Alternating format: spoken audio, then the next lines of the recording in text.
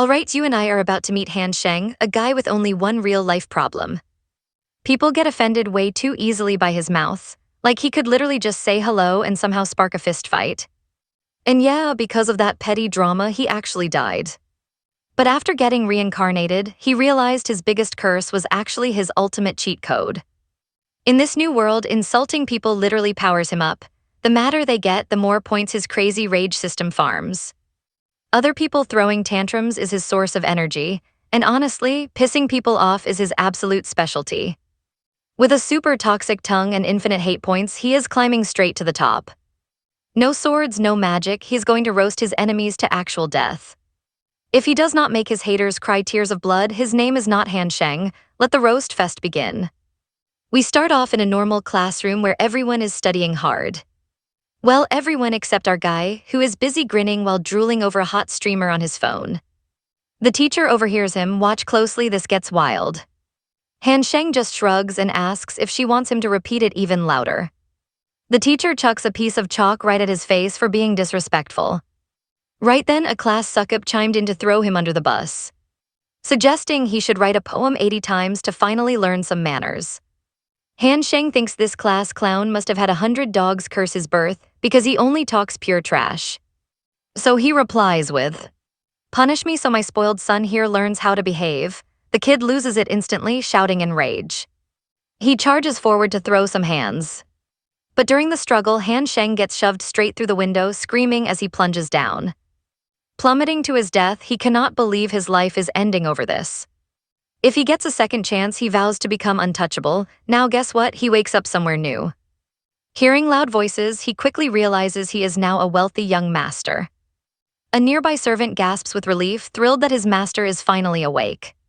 Thought you booked a one-way ticket to the afterlife, boss? Confused, Han Sheng looks around. Suddenly, a massive headache hits as a lifetime of foreign memories floods his brain. Turns out, this body belonged to a rich slacker who could not cultivate a single drop of energy. Which is why his dad hated him. The servant asks if he is okay. Mentioning he fainted over some marriage drama, Han Sheng is like, wait, marriage? As fragments of memory return, he assumes some super hot chick totally rejected him. Thinking he got humiliated so badly he passed out, but the servant quickly corrects him. No, he was actually the one trying desperately to cancel the whole wedding. Han Sheng is stunned. Wait, he was the runner-groom? Who is this mystery lady anyway? The servant hypes her up, calling her a divine goddess, a peerless beauty of absolute elegance, Lady Shangyuan. Hands him her photo, sure that seeing her face will bring back his memory. The moment Han Sheng looks, he panics, begging him to take this bulldozer-looking monster away. This is a great match. Suddenly, the full flood of terrifying memories returns. Back when the proposal came, the original Han Sheng was utterly traumatized by her looks. He screamed he would rather die than marry that beast and literally jumped down a well. Right then, a system voice alerts him that he made his butler super angry. Earning him 10 points, Han Sheng asks what this cheat code can actually do. It replies that it knows everything about him, starting with his name. He is a bottom-tier cultivator with 0 martial arts or fighting skills. Basically, he is pure trash, but stick with me because this cheat system is about to make him a legend. Alright, you and I are about to see a system where you literally get super strong just by making people angry. Make them mad and boom, instant power points. Use those points to level up your combat skills and stats. That is when Han Sheng realizes something huge. He spent his whole past life talking trash, and honestly, that mouth is what got him killed. He always wondered why his words triggered people so much, but now that exact habit is his ticket to the absolute top. Testing the system, he asks his butler if he is mad. The butler instantly bows, nervously claiming a lowly servant would never dare be angry with his young master. Even if you completely dock my pay, I would still never dream of it. I only woke you because Miss Shangyuan and her dad are waiting in the main hall, and your father ordered me to bring you there right away. The system pings, giving him 10 rage points from the butler. Han Sheng just smirks, thinking what a total liar. He is totally fuming inside, while the poor guy desperately tries to keep his composure. Han Sheng decides he won't use this cheat code to bully good folks. He is only going to trigger people who actually deserve it. He tells the butler to grab his clothes because it is time to get serious, flashing a super confident grin. Now pay attention because he is off to meet his future wife, and his dad is about to become his main source of power. Over in the main hall, Shangyun's father politely says, "Brother Han, there is no need to worry. Your oldest is a total genius, and I am sure your younger boy will do something decent eventually. Even if his training is slow, he will hit the chi gathering level soon." A son of the Han family cannot possibly be complete trash. Suddenly, Shangyun Xuan impatiently cuts in, asking why they are still even talking about Han Sheng. Where is Han Ran, the prince of her dreams? She would literally do anything for that guy. Han Sheng's father explains that Han Ran is currently training in isolation under the guidance of a powerful family elder. He sighs, wondering how his two sons can be so incredibly different. His oldest, Han Ran, is a legendary top-tier genius. The guy is super strong, incredibly smart, and everyone says his name with total respect. But his younger son, Han Sheng, has zero talent and never takes his training seriously. He just stirs up trouble all day, but his dad remembers an old saying about putting a leash on wild horses. If a boy will not behave, get him married, and the Shangyuan family seems like the perfect option. Han Sheng's father says he proposed this marriage because every child in their family is born a genius. Sure, Han Sheng is not focused on training right now, but he is definitely not useless. And trust me, his dramatic entrance is absolute gold. It shocks the entire room, and his dad is instantly furious. "You useless brat, what are you doing? How dare you make such a completely ridiculous entrance? You look like a cheap internet streamer." Han Sheng casually replies that his dad always said first impressions are everything. He just wanted a memorable entrance, which instantly nets him 30 rage points from his dad. Mr. Han introduces his son, and Shangyuan looks right at him, mockingly saying it is nice to meet this absolute loser. But honestly, she would be way happier if she got to marry his older brother instead. Hearing that, her dad tells her to look in a mirror before talking trash. At least the boy is good looking, but she stubbornly snaps back, refusing to marry him. Her father then declares that if his daughter is not interested, the wedding is off. If it were Han Ran, sure, but he will not marry his daughter to Han Sheng. Han Sheng just grins, thinking they made this too easy. Now nobody can blame him for playing dirty. Han Sheng then asks Uncle Shengguang if he has ever actually looked closely at his daughter's face. "She looks like a pig, and honestly that is on you since she inherited your genes. Plus, have you seen her stomach? Their entire family fortune would disappear just trying to buy fabric to cover her. A girl that size must eat mountains of food. If he married her, his family would go completely broke. They do not even have the right to cancel anything because he never agreed to marry her anyway. Honestly, he would rather die than marry her." Absolutely enraged, her dad screams, "You bastard, what did you say? Your status is lower than a dog, how dare trash insult me?" Han Sheng just smirks, "Oh, so I am a dog in your eyes. What does that make you then? You and I are about to see how the world really views you. Alright, you and I are starting this story with our main character roasting a girl in pink like a fat onion. He goes on saying she probably has 100 layers, calling her a brainless pig face right to her face. Pure savage behavior. He even claims that eating too much bread has turned her entire brain into absolute dough. Then he says her innocent heart is crushed by all that weight, roasting her as one of those girls who searches for a boyfriend without ever checking a mirror first. And with that, he tells her he's done wasting his precious time.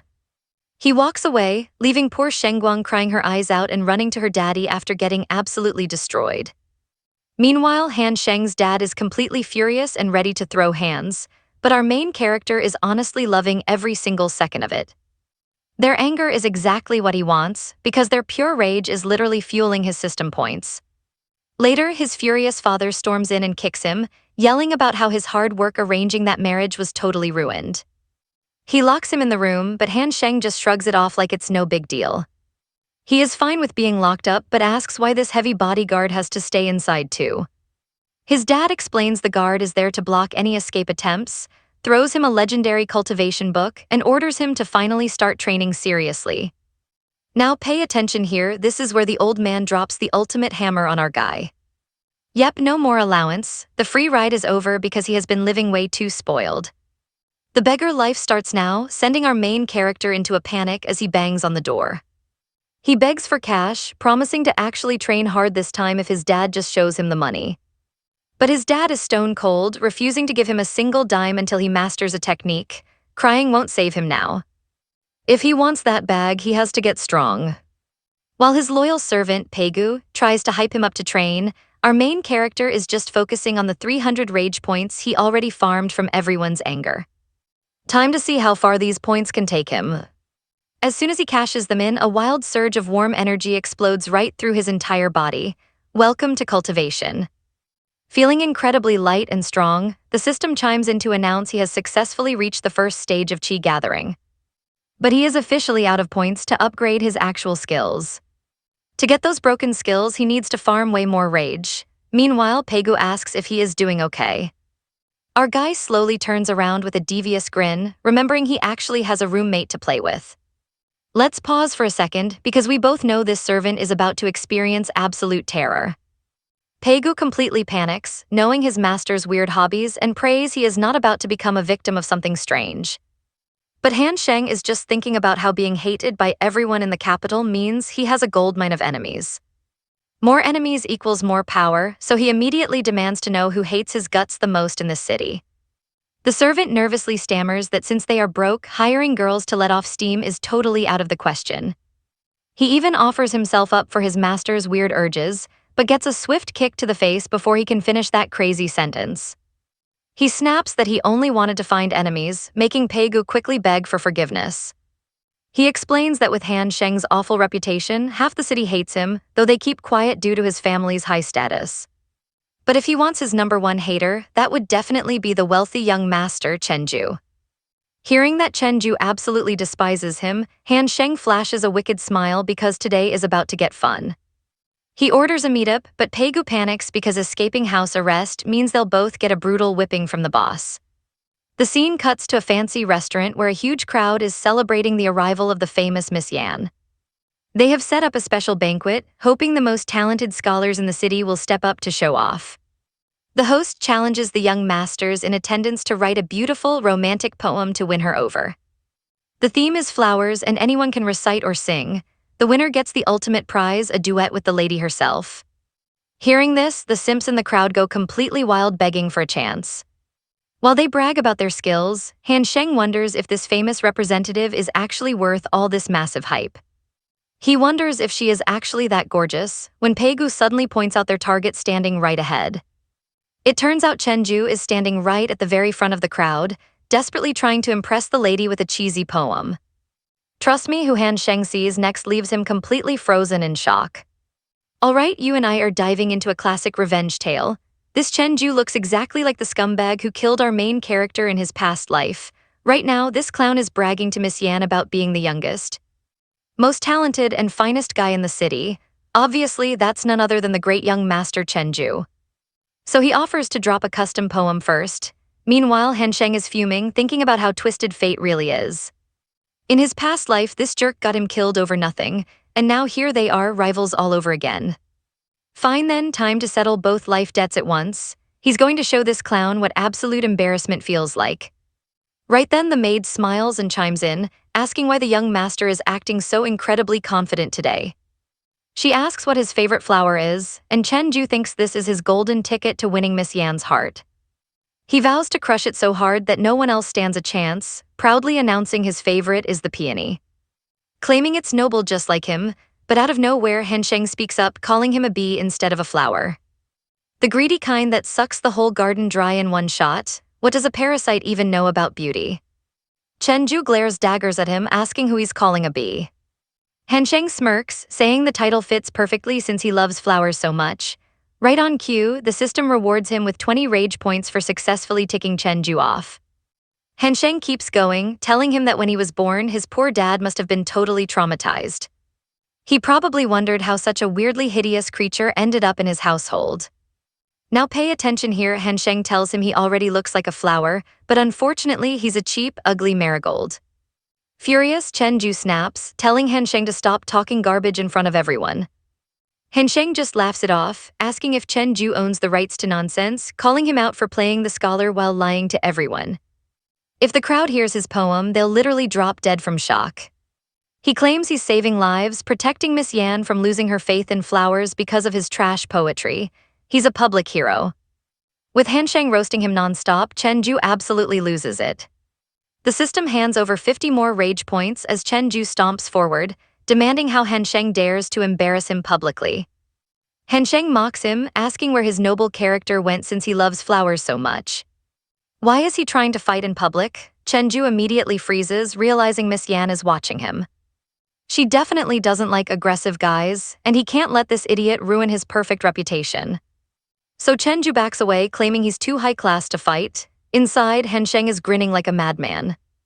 You and I both know this is just the start of his suffering. As long as he stays, the rage points keep rolling in.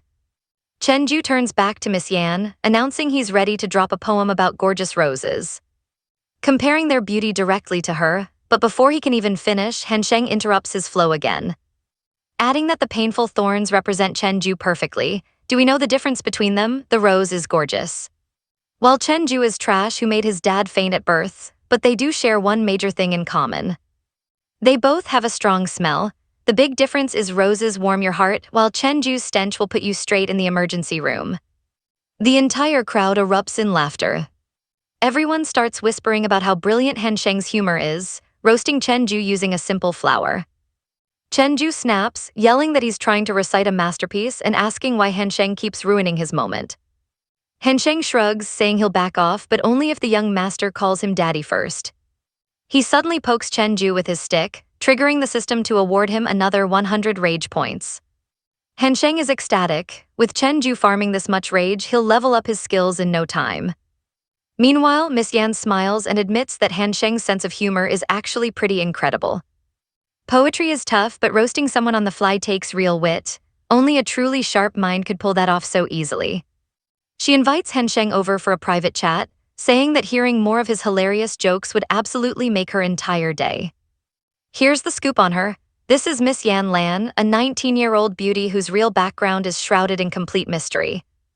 Han Sheng replies, asking if she wants a poem, before bluntly shutting her down and refusing to recite a single line. Everyone freezes in absolute shock, while Chenju immediately jumps in to mock him for acting so arrogant. Accusing him of not even being able to write one, Han Sheng just calmly agrees. And that's where we leave it. He admits his poems are trash, but reminds Chenju who is number one at being terrible. Alright, you and I are about to watch this loudmouth get completely shut down while the whispering crowd calls him brainless. He completely embarrassed all of Luyan's city right in front of Miss Yan, but honestly, forget the city. He disgraced his entire Han family. If that was my kid, I would have kicked him out ages ago. Han Sheng just takes a deep breath and proudly claims he never said he could not write poetry, only that he would not. He says none of them even understand what real poetry actually is. So today, young master Han Sheng is going to show everyone what real poetry looks like. He struts over to Miss Yan and says, "You wanted a flower poem, right? Fine, I will give you one about a lotus." As Han Sheng recites his masterpiece, Miss Yan is totally captivated. She thinks it is absolutely incredible. She has heard thousands of lotus poems before, but this is the first one that praises the flower while pointing out its flaws in a beautiful way. She has never heard anything so brilliant. Once Han Sheng finishes, Miss Yan is so moved she almost drops to her knees. Calling it a divine poem, her worried maid rushes over to ask if she is doing all right. An emotional Miss Yan replies, "Are you seriously asking me what happened? How can people talk trash about such a legendary poet? Sure, he looks cocky and carefree, but deep down the guy is a straight-up genius. His eye for detail is just unreal. A unique talent like this is bound to do some massive things in the future." She has met countless talented guys, including literal members of the royal family. But none of them caught her eye. Pay attention here because this is the first time she genuinely wants to know someone. Miss Yan warmly tells young master Han Sheng that his skills are top tier, and his poem completely blew her away. She asks him out for some tea to chat about poetry, but Han Sheng casually tells her there is no need. Instead, he asks her to book him a room so he can spend the whole night brainstorming artistic ideas. He asks what she thinks of the plan, since a simple tea date is not enough to discuss everything. Hearing that, Miss Yan and her maid are completely shell-shocked, she awkwardly stammers a room. She asks him what kind of crazy nonsense he is talking about, while all the guys nearby start getting absolutely furious. Chenju instantly screams that Han Sheng is total trash who takes a mile when you give him an inch.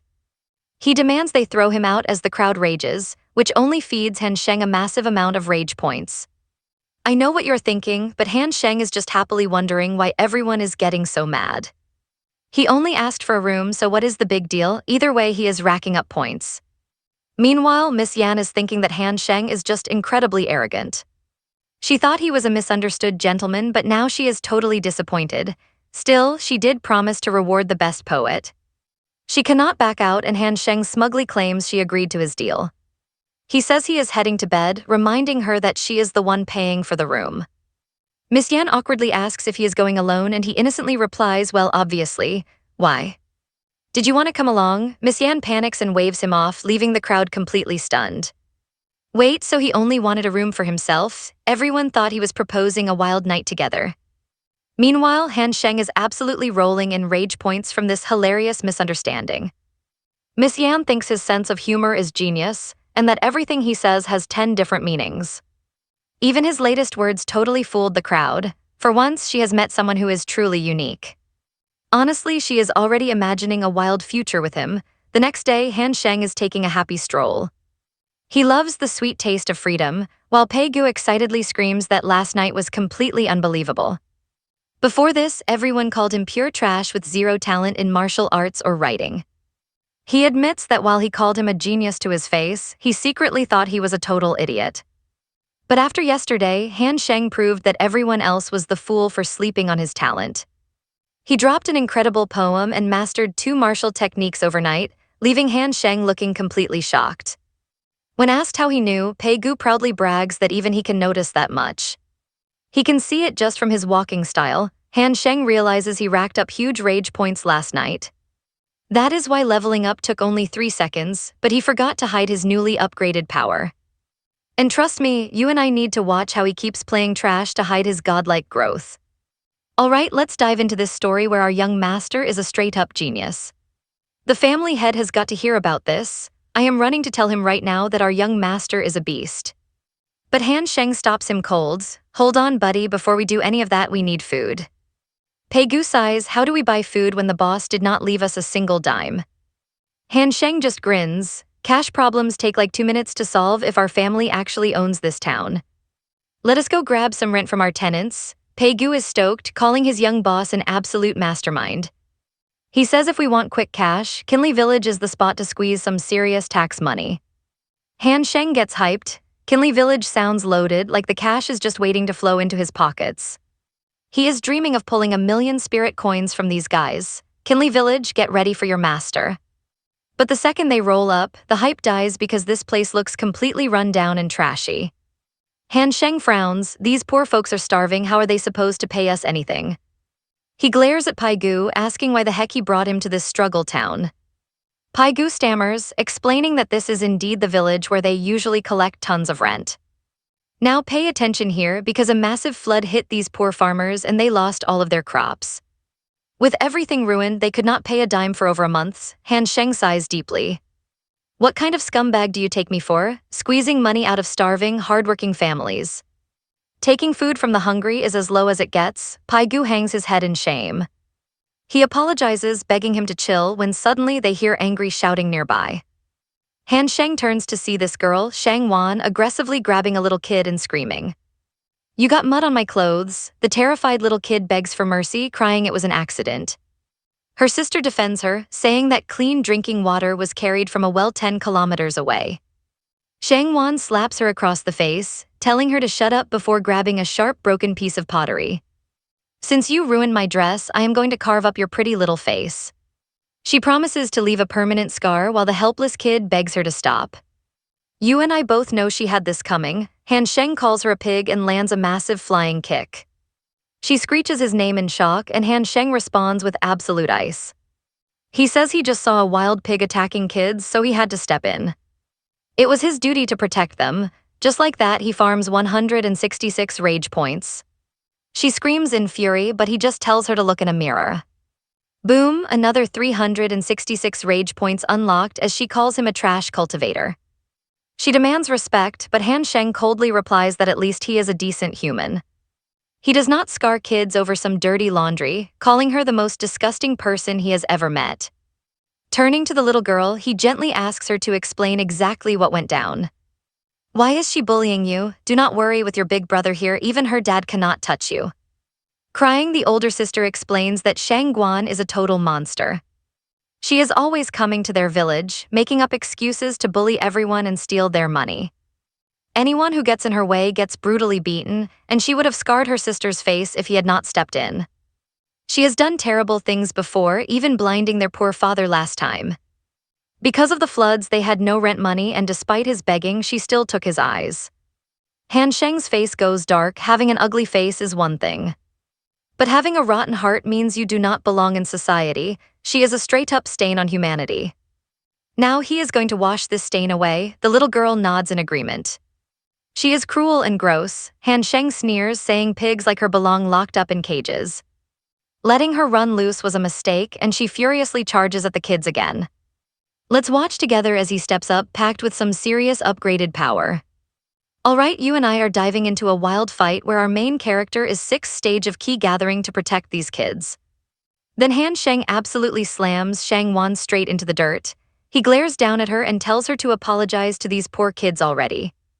They have lost so much because of you. Shang Wan just grits her teeth and screams back at him to not cross the line. But before she can even finish, Han Sheng slaps her right across the face.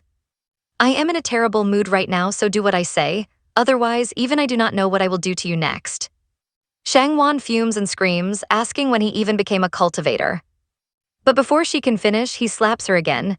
He coldly tells her he wants an apology, not talk, and asks if she thinks she is some big shot.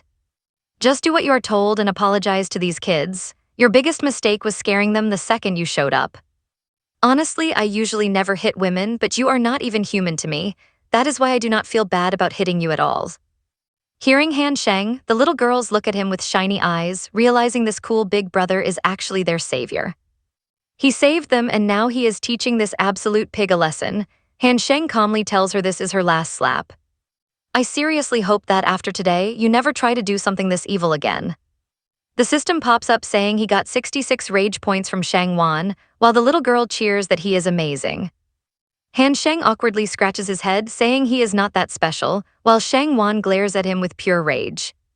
Now watch closely as she warns Han Sheng that she will never forget this massive humiliation. She claims he will regret this huge mistake, but Han Sheng just smirks, telling her she is absolutely nothing to him. You clearly need a few more slaps to learn. If you're still standing in front of me after I count to 3, things will not end well. The second he finishes speaking, she bolts. Pei Gu nervously warns his young master that she was the lady of the Shang Wan family. He asks if he went too far, but Han Sheng confidently tells him to just relax. His cultivation is flying, and once his dad sees how fast he leveled up, he will definitely be happy. He guarantees his dad will forgive these small incidents, though Pei Gu still looks completely worried and scared. At that moment, the older girl steps forward, saying everything that happened was because of her and her little sister. And let's pause to appreciate this brave kid, who offers to take all the blame and responsibility for him. Han Sheng smiles gently, telling her she is still just a kid who does not need to worry. The girl puffs her cheeks, telling him not to underestimate her, when Han Sheng notices a broken water pot on the ground. He points out her broken pot means they need to get water again. The girl sadly nods in agreement. Because of a terrible flood, they have to travel all the way to King Iron Mountain to get water. It is 10 kilometers away over steep hills. Han Sheng falls into deep thought, realizing the water source is too far. Farming with just manual labor is basically impossible. No matter how hard they try, they cannot haul water from 10 kilometers away. In modern times, they could just use pipes, but wait, this world actually has pipes too. A huge smile hits his face as he gets an epic idea. The villagers will not have to go get water. Instead, the water is coming to them. Pei Gu looks shocked, warning him that this will cost a fortune. Han Sheng replies that big projects require big money, telling him to ask his dad for 50,000 silver taels. They are building a water pipeline to this village. Pei Gu can only stare blankly, asking if he is serious. Han Sheng crosses his arms, asking if he looks like a joker, and gives him 15 minutes to bring workers. This village will farm again, and he is going to make sure they succeed. Pei Gu quickly nods in agreement. Soon, the older girl returns with her grandfather, who bows respectfully, introducing himself as the chief of Kinley Village. His granddaughter already told him everything that went down. He thanks him for saving the girls, and the chief's son steps up, thanking him for saving his daughters. They owe him an enormous favor, but Han Sheng calmly says it is really no big deal. He only did what any decent guy would do, adding that the village chief arrived at the perfect time. He plans to restore Kinley Village and make it rich. The chief looks shocked, asking how since they are dirt poor. How can this village change? Han Sheng confidently explains that his plan will change everything super fast. Let's see those 3 steps together. Alright, you and I are diving into a wild plan where we first pipe water from King Iron Mountain, then swap basic crops for some super rare, high-value fruits. We will also rotate different crops every single season, and next, we are setting up a dedicated trade team. Our squad of merchants and young workers will hit the road to sell these exclusive goods nearby. Since our stuff is top tier, we will charge premium prices, making everyone rich. The village chief was practically in tears. Young master, your plan is absolutely brilliant. We never dreamed a savior would actually show up to rescue us. Han Sheng smiled and said, 0 taxes for this entire year, and next year we are cutting them to just 20%. The villagers were completely overwhelmed with gratitude, praising him like a god and thanking him on behalf of everyone. You have shown us unimaginable kindness. Hearing this, Han Sheng quickly helped the old village elder stand back up. Elder, please do not bow, there is no need to kneel. But suddenly a group of guys approached them from behind. One of them sneered, asking what that garbage Han Sheng was up to, complaining that he is always causing trouble. Does he really think he can change tax laws alone? This arrogant guy was Liang Hechuan, a 9th stage chi-gathering cultivator. Han Sheng looked at him lazily and asked, who are you supposed to be?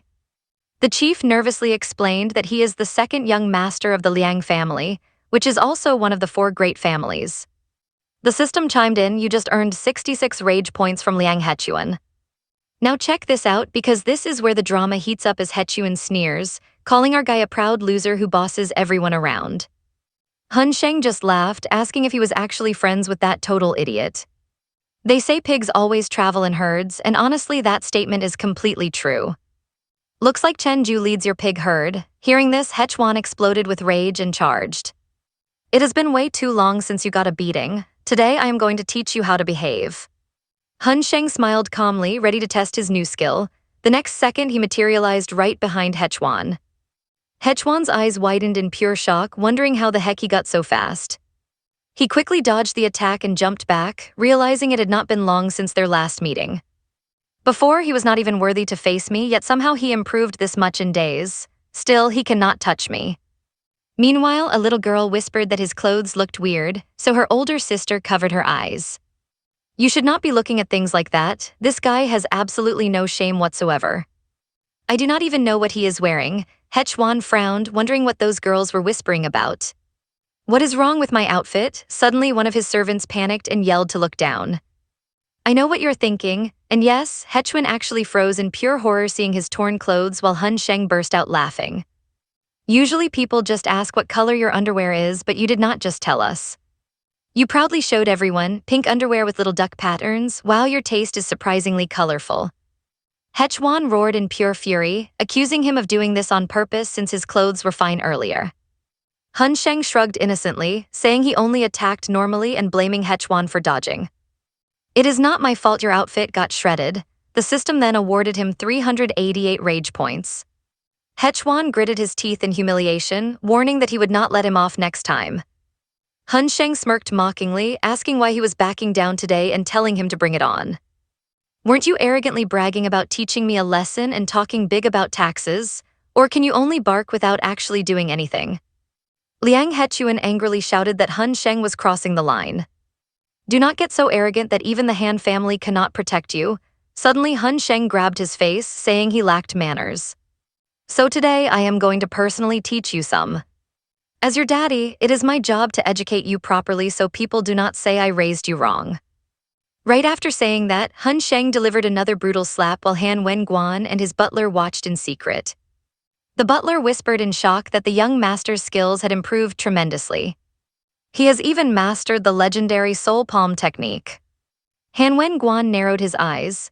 Just yesterday, this kid was completely average, with cultivation so bad everyone called him trash. But now he has surpassed chi gathering, and that is where we leave it. Trust me, you and I are definitely going to want to see what happens next. Get ready, because you and I are about to watch this crazy young master totally shock his crew. This Liang Hechuan guy used to be way stronger, but now he cannot even last 2 minutes against him.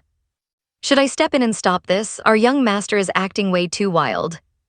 This could totally ruin our family name, but Han Wenguan just calmly tells him to wait, sensing someone else is coming. Let us see how the brat handles it. Meanwhile, Hun Sheng keeps laying the beat down while talking trash. What is wrong, cat got your tongue? You were talking so much trash just a second ago. Now that you are getting absolutely wrecked, you cannot even squeak. Just then Liang Wenqing finally arrives. It is Hechuan's dad, and he coldly demands the kid to stop the fight right now. Hun Sheng immediately feels his terrifying pressure and thinks this guy is dangerous. He just got 888 rage points. He is definitely Hechuan's dad, and he is clearly here to save his golden boy. Han Sheng just grins and says, Uncle Liang, your boy has zero manners and does not know how to speak to people. I was just giving him a quick lesson. Wang Qing's face goes completely dark. Even if my son lacks manners, that is absolutely none of your business. You do not need to teach him anything. I raised my boy carefully, and I do not tolerate anyone putting hands on him. Han Sheng shrugs and says, to be honest, I hate fighting, but your son threw the first punch. Everything I did was pure self-defense. Honestly, if I actually tried, your son would be dead before you even got here. Now pay attention. As Han Sheng secretly levels up, he tells him that beating his son was not wrong at all. Some guys just do not understand words, they only understand fists. Boom, the dad unleashes his heavy cultivation pressure. Young Master Han Sheng, you are seriously crossing the line. You cannot bully my son right in front of me. Han Sheng is secretly hyped. This guy's anger is wild. He already gave me 888 points, and now here is another 888. So the stronger they are, the more rage points I get. Honestly, I did not want to push him at first. But since the payout is this massive, I have to risk it. Plus, I am the Han family heir. What is the worst he can do? Slap me? I will just get payback later, so he arrogantly says, fine. Let us say I did bully your son. What are you going to do? You do not even have the guts to slap me.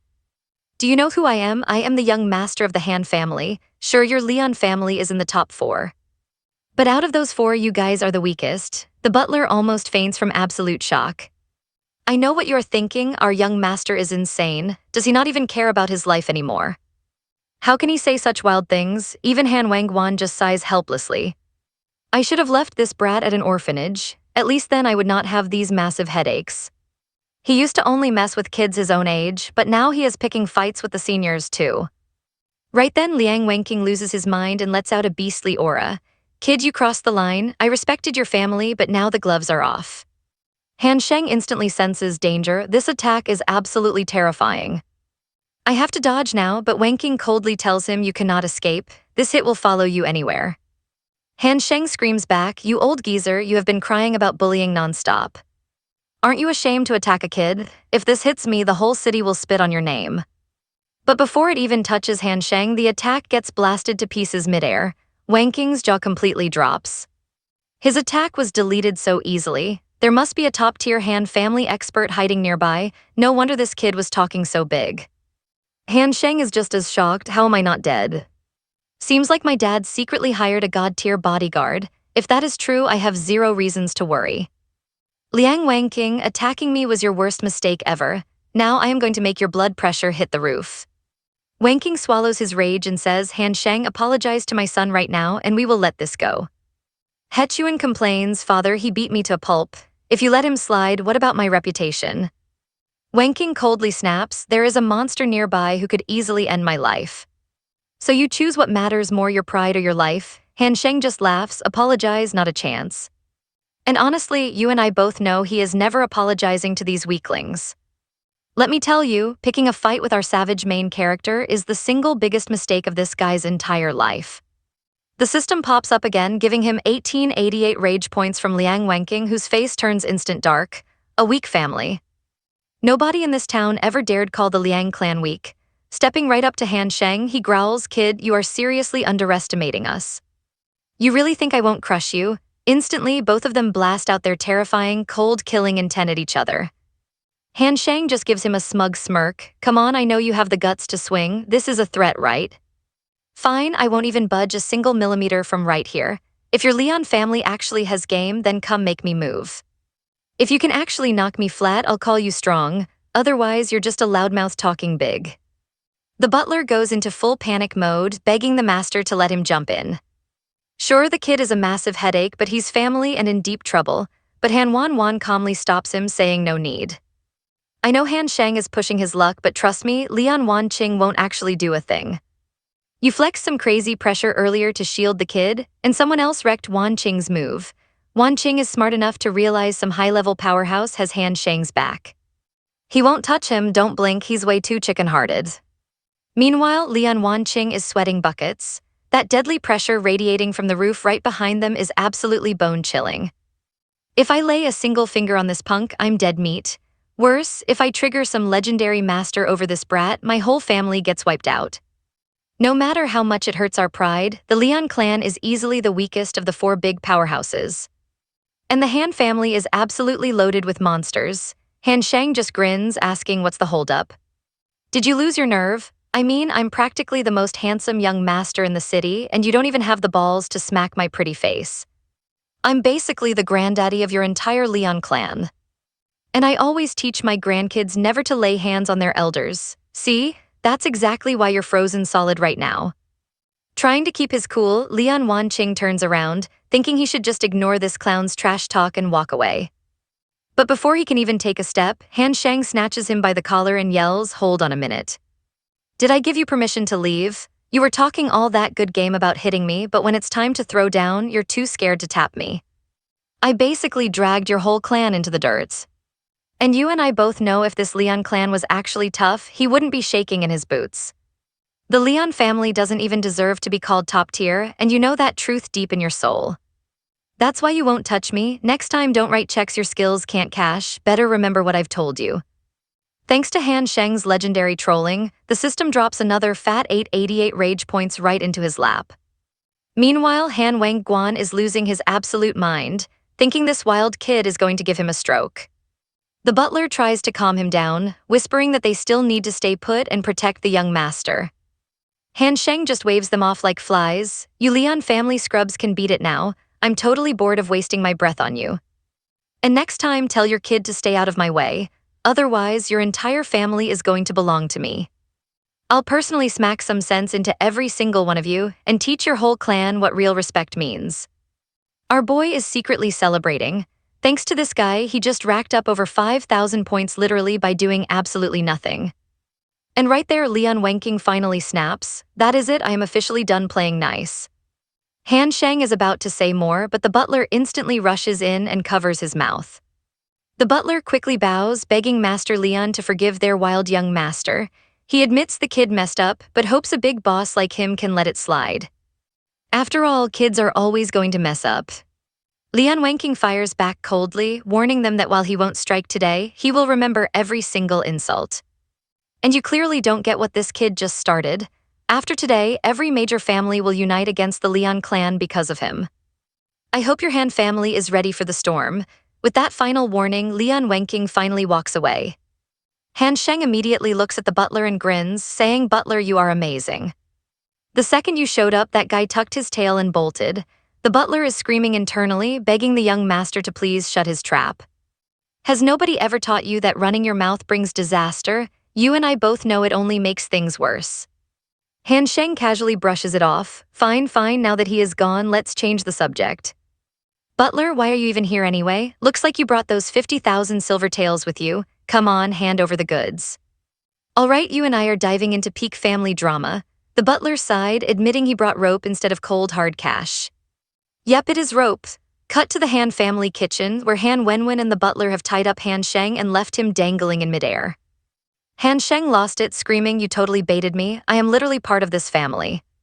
How can you treat me like garbage?" Han Wenwen glared hard, snapping, "I ordered you to stay home and train right, but what did you do? You snuck out without permission. Spill it, tell me every single mess you made since last night. And as long as you keep talking, my hands won't move." Han Sheng completely panicked, crying, "Dad, let me explain. I literally didn't do anything bad." Han Wenwen crossed his arms, muttering, "Fine, then tell me exactly what you did." Han Sheng blurted out, "After you locked me up, I totally broke out through the window. Then I hit the Yudu restaurant and ran into Chenju. We just had a tiny poetry battle, no big deal." Han Wenwen squinted, "But I heard you absolutely destroyed Chenju in public. The whole town is gossiping about it." Everyone says nobody roasts people harder than Han Sheng. He just brushed it off like whatever, skip that part. Then this morning I went to Kinley Village and ran into Miss Shangwen. We had a super minor clash, seriously. Han Wenwen's face twitched hard. A minor clash? Tell me right now what you actually did to her. Han Sheng shrugged, saying he only slapped her 5 times and kicked her twice. Basically nothing. His dad almost coughed up blood. In under 24 hours, you literally managed to trigger every single powerful clan in the city. Even if someone tried to speedrun that level of hate, they'd fail, yet you somehow did it by accident. Seriously, pay attention, because right when his dad is about to lay down the law, Pig rushes inside in a total panic. Boss, hurry, we've got major trouble. The Liang clan, the Shangyuan clan, and the Cheng clan are all at the gates. They are demanding to see the second young master right now. Han Wen Guan sighed helplessly. I knew this brat was a walking disaster. It was only a matter of time before they came knocking. But get this, Han Sheng got hyped instead of terrified. Oh, so the local Avengers finally assembled, huh? And now these angry Avengers are about to shower me in points. Meanwhile, Chen Jiu stared at Hechuan and Shangyuan in pure shock. What on earth happened to your faces? Shangyuan wept, that absolute jerk Han Sheng ruined my gorgeous face. Chen Jiu wondered, what in the world is Han Sheng cooking these days? Like, since when did his fighting skills and poetic genius get so insane? Miss Yun was totally right. Let's be real, you and I both know you need a sharp mind to roast like him, and my attempt yesterday completely failed. And honestly, thank goodness I didn't try to throw hands. Otherwise, I'd be looking like hot garbage just like these two. Hechuan roared, Han Sheng just made the biggest mistake of his life. Today, he is going to kneel and apologize. Right then, Han Sheng strutted in like a boss, saying, wow, seems like I'm living rent-free in all your heads. Hechuan, clearly yesterday's lesson didn't sink in. Looks like I've got to drag you to school again. Consider this round 2 of me bullying you losers. Everyone was dead silent seeing him walk in so confident. Han Wen Guan instantly smacked him on the head, growling, shut your mouth and behave. Han Sheng fired back, Dad, if you think I'm apologizing to these clowns, think again. No way in hell is that happening. Han Wen Guan sighed deeply. If you actually listened to me for once, I wouldn't have had to drag you here hogtied. I knew you would just keep causing trouble, which is exactly why I brought you bound. But honestly, I'm totally immune to your BS by now. I am done covering your butt. Every single person here is gunning for you because you bullied them, and this time you're on your own. You are going to clean up your own mess. Let's see you try to talk your way out of this. Han Sheng went, wait, Dad, what's that supposed to mean? Right then, Han Wang Guan yeeted his son straight forward. Han Sheng grumbled, seriously, the way this guy treats me makes me wonder if I'm even his son. Who tosses their own kid like a ragdoll? Mr. Sheng screamed, Han Sheng, look at what you did to my daughter's beautiful face. You've always got an excuse for everything, don't you? So explain why you did this. Han Sheng slowly stood up and casually replied, look, sometimes we do good deeds, but idiots just fail to understand them. Shang Guan's dad immediately thought, did this brat just call us idiots? Thanks to their rage, Han Sheng racked up 770 points. Han Sheng smirked, look at her real face, trust me, you and I will love this. Let's look at her face together. Honestly, her nose, ears, and eyes are a total disaster. Even plastic surgery couldn't save that, so I solved it. I beat her up so now her whole face is swollen and hidden. And because of that, nobody has to look at her ugly face anymore. If people can't even see her face, how can they judge? So technically, I just upgraded your ugly daughter into a totally normal-looking girl. Chenju nodded awkwardly because honestly that crazy logic kind of makes sense. Meanwhile, Shang Guan absolutely lost her mind, yelling, what do you mean my face is ugly? Mr. Shang frowned, saying, I don't fully get his words, but it seems his intentions weren't bad. He just covered up my daughter's ugly face. So in a weird way, he actually helped her.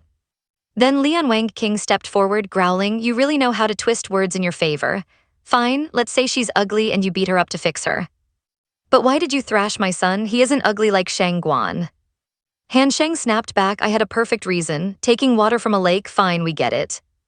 But stealing from the poor, don't blink because that is the absolute lowest kind of trash move. Your kid knows there's a flood this year, but instead of helping the poor farmers, your children are out here harassing them. You should have taught them to be decent humans, but instead, they're bullying innocent villagers and you clowns are here defending them. Aren't you embarrassed? Beating your son was the right call, so if you want an apology from me, keep dreaming. I'm already in a terrible mood and you keep bringing me this petty drama. Then Han Sheng glared at Chen Jiu. Oh, Chenjiu, you're here too, what's your issue? Chenjiu instantly backed down. No way, I'm good, I just brought these guys here. Han Sheng smirked, what's wrong, lost your nerve? You were acting like their big leader earlier, but seeing these two get thrashed made you realize your situation would be 10 times worse. Chenjiu stammered nervously, no, it's not like that. I just don't like looking for trouble, but secretly Chenjiu thought who would provoke this absolute monster. Those two got destroyed and still lost the argument, at least I only got roasted verbally. That's nothing compared to this beatdown. Now I know what you're thinking. This kid is wild, but his father realizes he genuinely cares about those poor villagers. Even us family heads missed how much they were hurting, but he noticed it immediately. One thing's for sure, my boy is not a bad guy. He's literally standing up to multiple family heads without showing a single ounce of fear. Honestly, he's the one putting the pressure on them. Liang Wangqing barked, aren't you going to say something, Han family head? Calmly, he replied, what do you even want to hear from me? Was listening to my son not enough for you? Liang Wangqing snapped, he changed the taxes without asking, and when we questioned him, he actually attacked us. Yet you're still sitting there saying nothing. Han Wenwan coldly replied, Brother Lion, maybe you forgot that kids have limited authority. If you guys are dumb enough to fall for it, how is that our fault? I was the one who told him to change the taxes during this flood. If you had an issue with it, you should have come directly to me. A kid just following orders can't make those calls alone. And as for the fights, that is just drama between young kids. Neither of us can stop them, so this whole argument is totally pointless. Han Sheng was shocked. He thought his dad was a jerk, but he's actually defending him in front of everyone.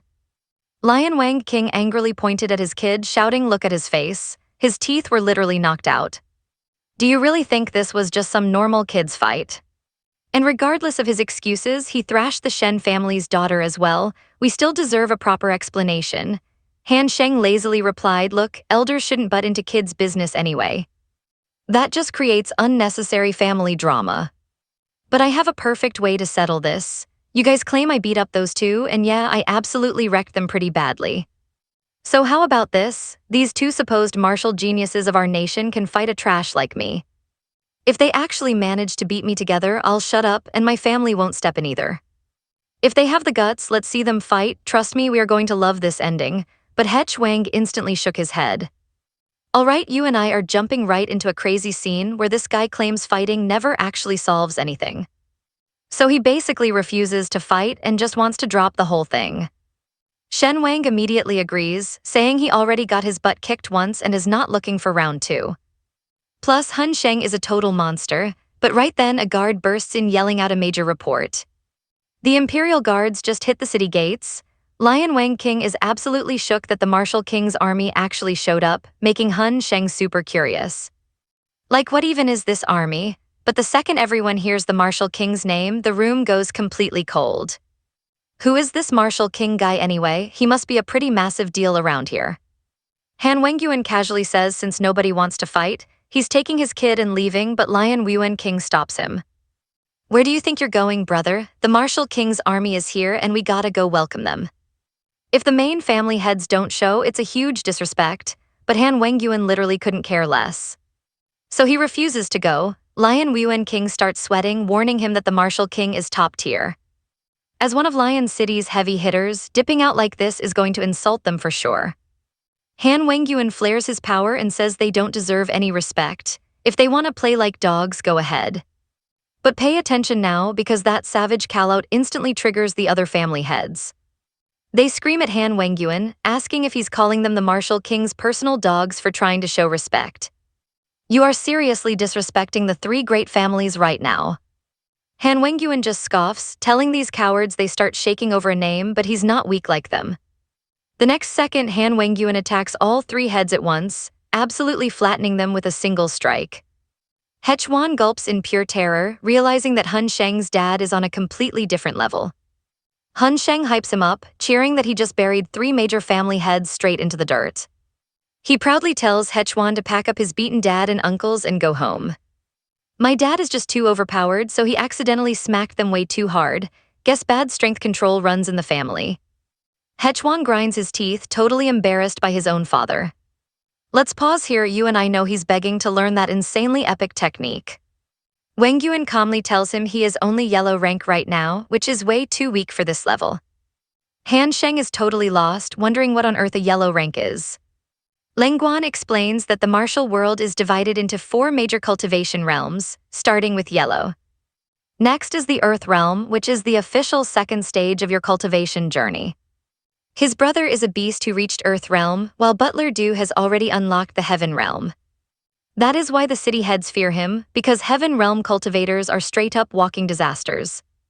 Han Sheng immediately asks what rank his dad is, guessing he has to be Heaven realm to beat 3 bosses at once. Leng Guan just gives a sly smile, promising to reveal his actual rank sometime in the future. It is not for him to know yet, but Han Sheng realizes his dad is playing on a completely different level. If he is not in Heaven realm, could he already be at the 4th stage of power? The man is being way too mysterious about this. Just then, Poggy runs over to hand the young master a special note from Miss Yan. Han Sheng takes it, remembering the girl who paid for his room, wondering what she wants from him now. But as soon as he reads the paper, his face drops because the note simply says, "Please save me." The scene shifts to Yaodu restaurant, where a crowd is whispering nervously outside the doors. The Imperial guards are surrounding the place because the Martial King is hunting down someone hiding right inside. Which explains why the soldiers are completely locking down the area. Inside, Miss Yan is pacing around, wondering why Han Sheng has not shown up yet. Her maid warns her that they only met once, so why would he risk his life to save her? They need to find their own escape route instead. Hoping he will show is a terrible plan, but right as she speaks, Han Sheng suddenly bursts in. He smiles confidently, relieving Miss Yan. "Trust me, you and I are going to love what comes next." "All right, you and I are jumping right in as Miss Yan finds our boy Han Sheng bleeding. "No big deal, I heard you were in trouble and flew over to save you. Let's bounce through the broken roof." He hands her a dirty handkerchief, instantly farming 5 more rage points from the system. She frowns and tells him he just ruined the precious handkerchief her mother gave her. She loves lotus flowers because of her late mom. Our guy instantly realizes this cloth is her treasure. No wonder she got so mad when he wiped his blood on it. She softly explains her mom loved lotuses because they stay beautiful and strong in nasty swamps, wanting her to be just like that. But fate had other plans. Our main character quietly realizes this poor girl has been through some absolute hell. Time to cheer her up. Maybe dropping a beautiful poem about lotuses will make her feel better. So he starts spitting some legendary poetic lines about lotuses, leaving her completely speechless. She recognizes the poem from the other day, convinced Han Sheng is literally the greatest poet she has ever met. He smiles warmly, telling her that to him she is his personal lotus. She slowly takes a step closer. But boom, the door flies open as some angry dude storms in screaming at our boy. "How dare you break into her room? What were you planning to do to her?" Our guy just frowns, totally confused. "Do what?" The dude snaps back, accusing our boy of holding her. "Pay attention here, things are getting spicy." He claims he knows his dirty intentions, boasting that he arrived just in time to stop something terrible. But she cuts in, telling General Yang he got it all wrong. Han Sheng is just a close friend from Luyan. He only came because of the wedding news. Hearing this, the general finally calms down a bit. All right, but he warns her that as a princess, she shouldn't be hanging around these low-level commoners. It is totally inappropriate. Han Sheng is shocked. Wait, this girl is actually a royal princess. The general sneers, mocking him for not even knowing she was royalty, proving they barely know each other. He tells our boy to beat it quietly, but Han Sheng instantly reads the whole situation. These guards are here to drag her back to the palace, but looking at her face, she absolutely hates the idea. In that case, it is time for him to do exactly what a real main character would do. Our boy steps up, proudly declaring that friendship means everything to him, and he will protect those who trust him until the absolute end. Since she called him her friend, nobody is taking her anywhere without her say-so. She totally panics, but our boy checks his cheat system and sees he has stacked up 2,333 rage points. He smiles, realizing he generated a massive mountain of points earlier. I know what you're thinking, it is payback time, watch him level up and teach these clowns a lesson. He confidently tells the guards that he and the princess actually met at a classy poetry gathering. So if they want to drag her away, they must answer one simple riddle. If a horse is friends with grass, what does it eat? The general looks totally lost, snapping that they are warriors who only know how to fight, not play word games. He does not get this grass nonsense, our guy just smirks. If you can't solve a simple riddle, you don't deserve to take her, now get the hell out. Furious, General Yang charges straight at him, roaring about how our boy dared to insult his high intelligence. He starts throwing a relentless barrage of heavy sword strikes directly at Hun Sheng. Our guy easily dodges every single blow, laughing that the general can't even compare to his legendary skills. Turns out the general completely sucks at his own combat specialty, swinging his sword blindly without being able to see him. That extreme anger instantly farms another 88 rage points. Our boy laughs, telling him he seriously needs to speed up. He will never touch him like this, but secretly our main character remains highly alert. This soldier actually has top-tier sword skills and terrifying combat experience. Playing around too much might actually get him hit, so he decides to wrap this up, suddenly blasting forward. He aims a blow right at his head, hoping it will kickstart his brain. Boom, a brutal strike lands cleanly on his face. The general is utterly shocked by his insane, blinding speed. As we wrap up this epic beatdown, our boy keeps roasting the guy, saying that using weapons on a complete scrub is beneath him. Listen, you and I are about to watch this crazy kid blast General Yang straight out of the restaurant. Right outside, a new challenger appears, Uncle Yang Letting, the big boss commander of the Imperial Guards. Yang immediately starts whining, screaming for Uncle Letting to save him from the absolute menace who trashed him.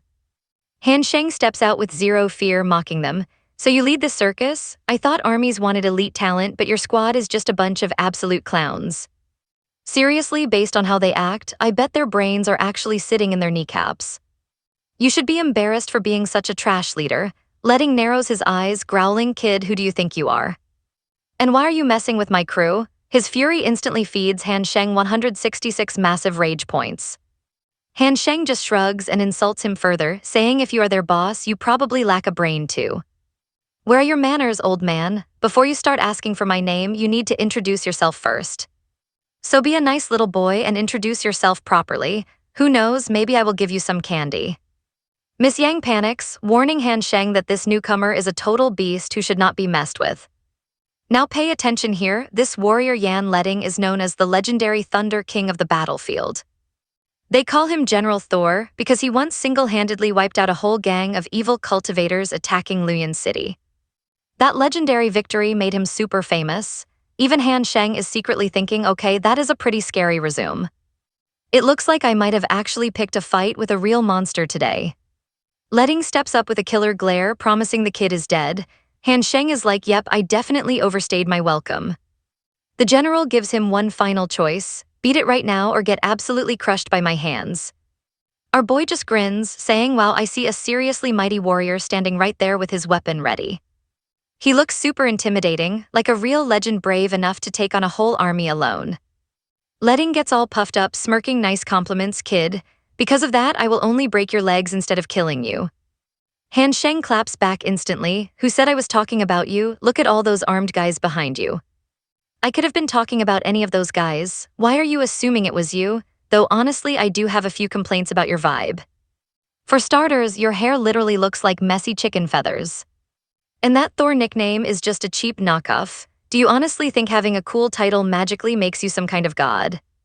Let's be honest, calling this general a glorified donkey boss to his face is absolutely wild, but he went there. The general goes completely red with fury, yelling that nobody cultivator has ever insulted him like this in his entire life. You have crossed the line. He unleashes a terrifying strike, roaring that today is going to be the kid's final day. But right then, Han Sheng levels up his shadow step technique, dodging the incoming blast with total ease. Letting narrows his eyes in shock. This kid's footwork is insane, dodging my thunder python strikes like it is nothing. But I can tell he lacks battlefield experience, which is his biggest flaw. Suddenly, the general switches his attack direction mid-swing, closing the distance instantly to punish that exact weakness. Boom, the strike connects, sending blood coughing out of Han Sheng's mouth. Our boy realizes this veteran is the real deal. He completely caught him off guard with that trick. Yang starts cheering like a toddler, shouting, how do you like that? You are finally tasting my uncle's true power. Did you really think you could trash talk me while my uncle was around and just walk away clean? Han Sheng casually wipes the blood away, scoffing, there is a massive level gap between me and your uncle, yet I am still standing here completely fine. Unlike you, who got wrecked by someone weaker and now you are just hiding in the background. So shut your mouth, because no matter how beat up I get, I can still squash little pests like you whenever I want. Yang screeches back, you are still stubborn even when you are losing. Don't worry, my uncle is going to teach you a painful lesson. Uncle, this clown has been talking trash about you nonstop. A guy like him does not deserve to draw another breath. Letting charges up his energy, growling, today I am going to teach you how to shut that loud mouth of yours for good. You only got wrecked because you talk too much. Suddenly Miss Yang grabs Letting's arm to stop him. She begs him, please let Han Sheng go, he is not a bad guy, and killing him will achieve absolutely nothing. Han Sheng cuts in, Miss Yang, do not beg these losers. Honestly, I am shocked that after years of training, this guy's skills are still so incredibly basic. He looks straight at the general, and trust me, his next words are wild. Listen, if you don't finish me today, I promise I'm making your life absolute hell. Stick with me to see if he can back that up. Hearing that, General Lei Ting absolutely lost it, gifting Han Sheng another 366 rage points. Han Sheng then kicked a nearby pot and shouted, even if I die today, I'm dragging your whole family down with me. The shockwave from Lei Ting's next hammer strike sent everyone flying backward. Han Sheng gasped, whoa, dodged that just in time. But that blast also knocked down his own army. Han Sheng grinned, now this idiot is gonna feed me even more points. Han Sheng kept mocking him, geez, General, I never expected you to be this savage. These poor soldiers were just supporting you, yet you blasted them too. You even caught your own nephew in that strike. Furious, Lei Ting roared, I never meant to hurt them. It's your fault I ended up attacking my own men. Han Sheng just shrugged, you literally blasted your own squad and now you're blaming me. Look, if you're using lightning powers, you should learn to control them. Unless, of course, you actually enjoy zapping your own men and playing the victim afterward. Han Sheng secretly thought. Now watch closely, he has to upgrade his soul defense with these points or he won't survive this blast. Storming toward Han Sheng, Lei Ting growled, nobody has ever pissed me off this much. Han Sheng casually replied, I'm not trying to. Your IQ is just way too low to understand me. Right now you've only got one option, get beaten by me. Lei Ting laughed coldly, you think you can beat me? Stop dreaming about things you'll never be able to do. I'm already at the first stage of the Earth realm, a weak yellow rank cultivator like you can't even scratch me. My next strike will end you. As Han Sheng saw that giant hammer rushing toward him, he thought, well, I'm completely out of options.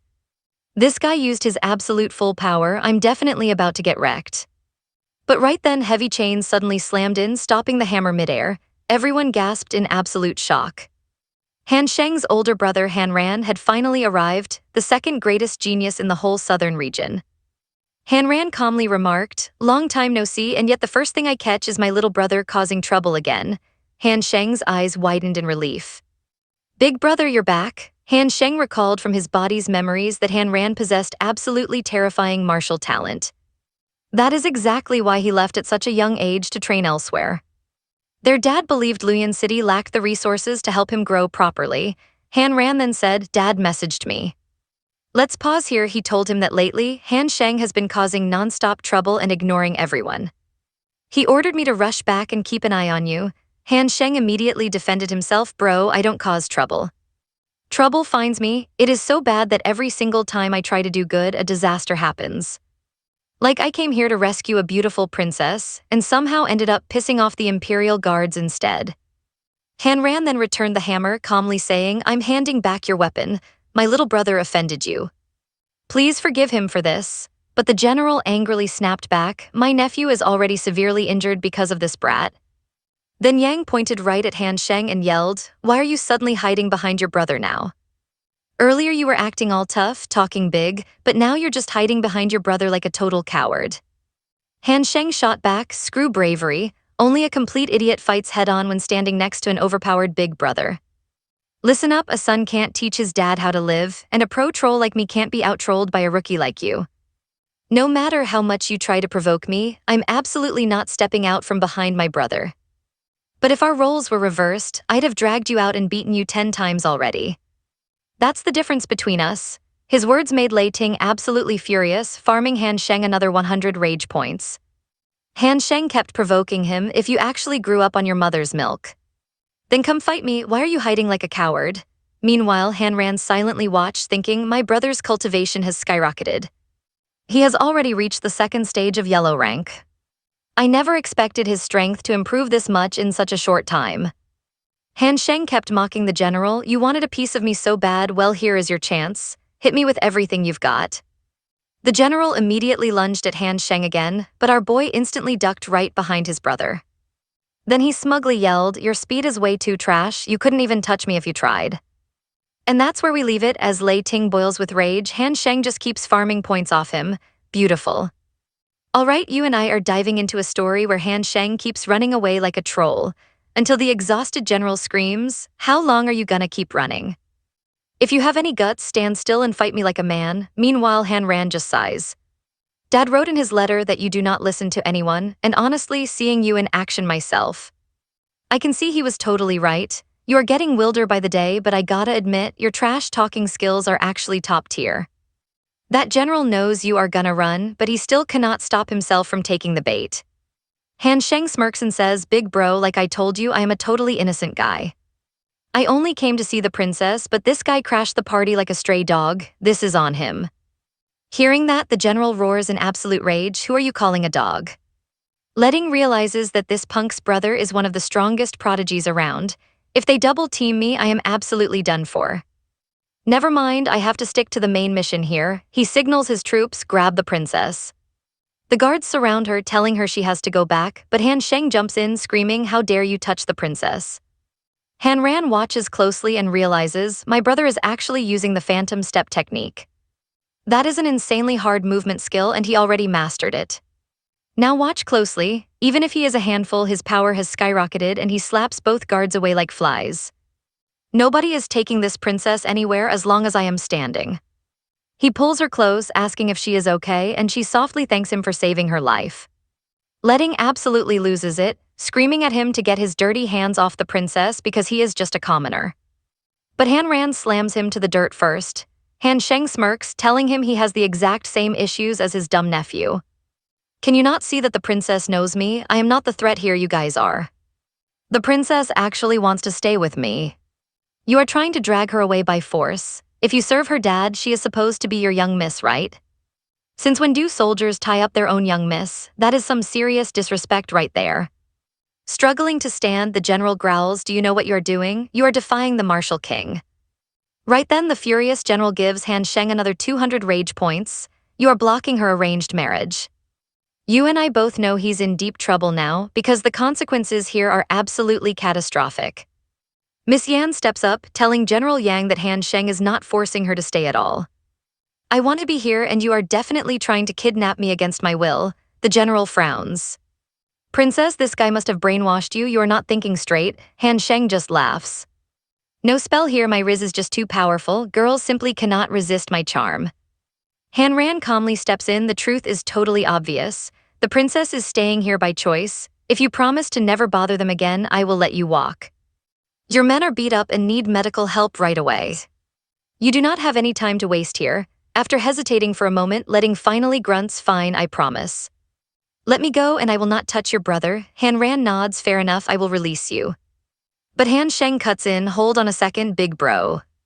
I know this clown will come back for revenge, but I am not letting him slide. His attack scraped my back earlier.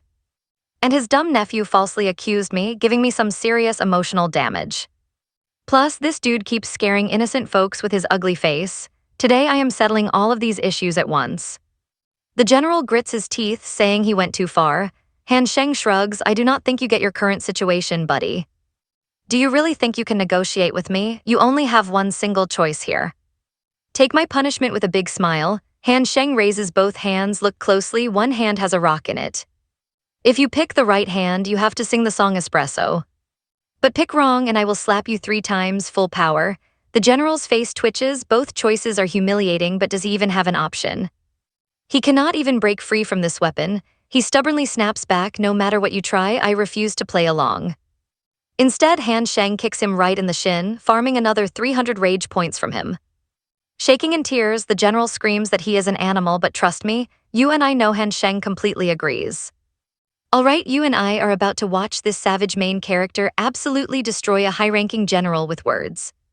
He tells the general there is only one option left, so the old man nervously points to Han Sheng's right hand. Han Sheng starts laughing, telling him he picked the empty hand and is super unlucky. So congrats, your grand prize is 3 slaps to the face. The panicked general immediately offers to sing instead. He begs not to be slapped, promising to sing every single Sabrina Carpenter song from start to finish. But Han Sheng just ignores the begging and slaps him anyway, pocketing 388 easy rage points. Disgusted, Han Sheng shakes his hand, complaining that the general basically farted on him during the slap and ruined his vibe entirely. What a nasty guy. Meanwhile, Miss Yan is completely stunned. She cannot believe her father's top general, who never bows to anyone, is getting absolutely wrecked like this. It is literally the first time in history anyone has humiliated General Yang this hard. Right then, Han Ran recalls his weapon. While backing away, General Yang glares at Han Sheng and tells him to remember this day very well. He promises he will get his revenge eventually, but our boy Han Sheng literally does not care at all. He tells him to take a laxative next time because his gas is leaking everywhere.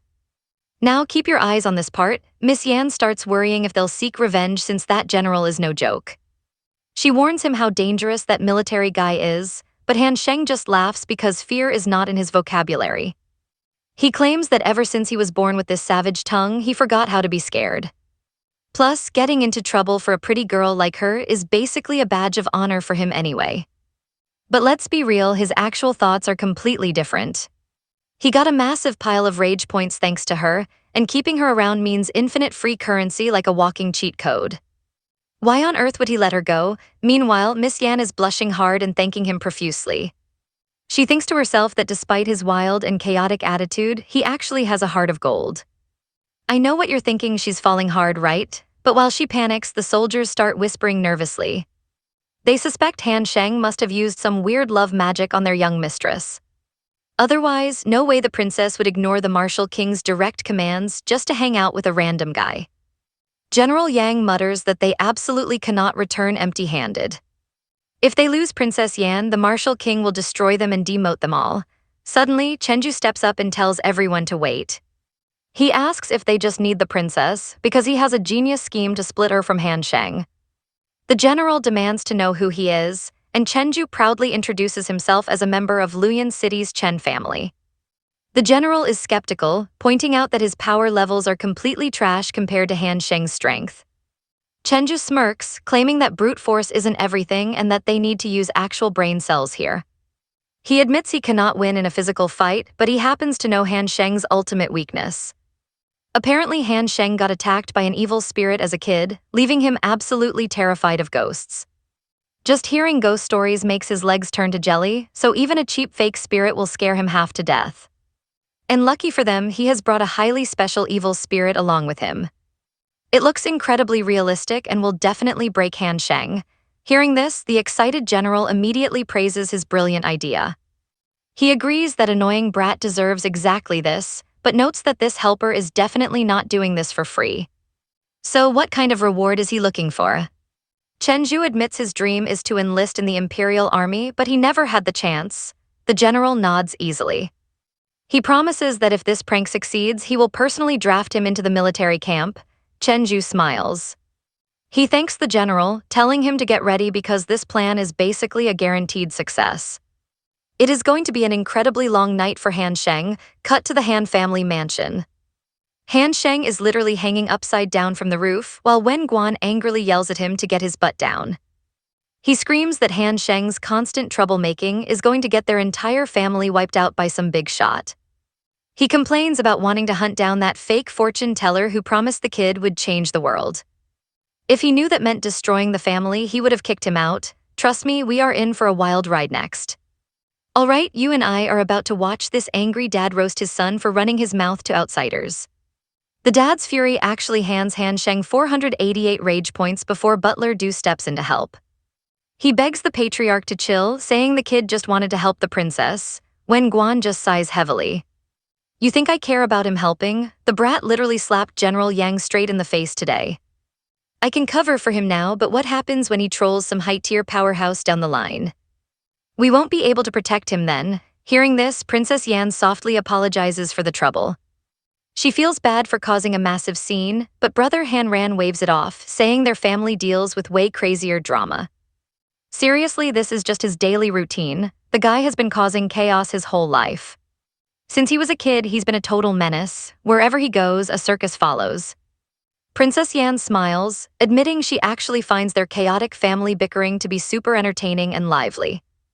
Her own family was always super cold, so this feels like a real home. Meanwhile, when Guan glares back at Han Sheng, he reminds him he's only in the basic yellow realm and already acting like he owns the place. Basically, anyone below the Earth realm is just an ant. Keep playing dumb and some high-level cultivator is going to end you.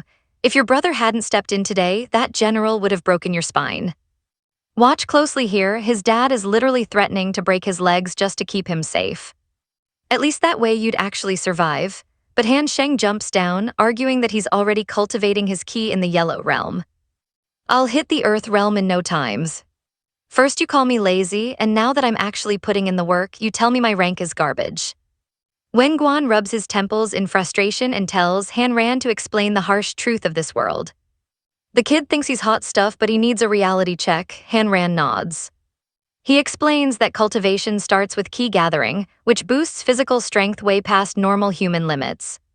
Next is ki opening, which preps your body to handle raw spiritual energy without exploding. Only then can you learn real techniques, finally allowing you to cross the threshold into the first official rank, the yellow realm, which most folks just call the mortal level. And you and I both know he's barely scratched the surface of this basic tier. But once you scale up to the Earth realm, your raw spiritual energy multiplies your strength. For example, right now you can only break one single stone with your attack. But at the Earth level, that exact same punch would shatter 5 of them instantly. But making that next jump is insanely difficult. You've got to hit the 5th stage in both your physical cultivation and your combat skills. Only when both are perfectly maxed out at the same time can you break through. Wang Guan adds that pulling off both at once is incredibly brutal. That's why tons of cultivators get stuck here forever, and if you mess up the breakthrough, the consequences are absolutely terrifying. Your body could suffer permanent, crippling damage.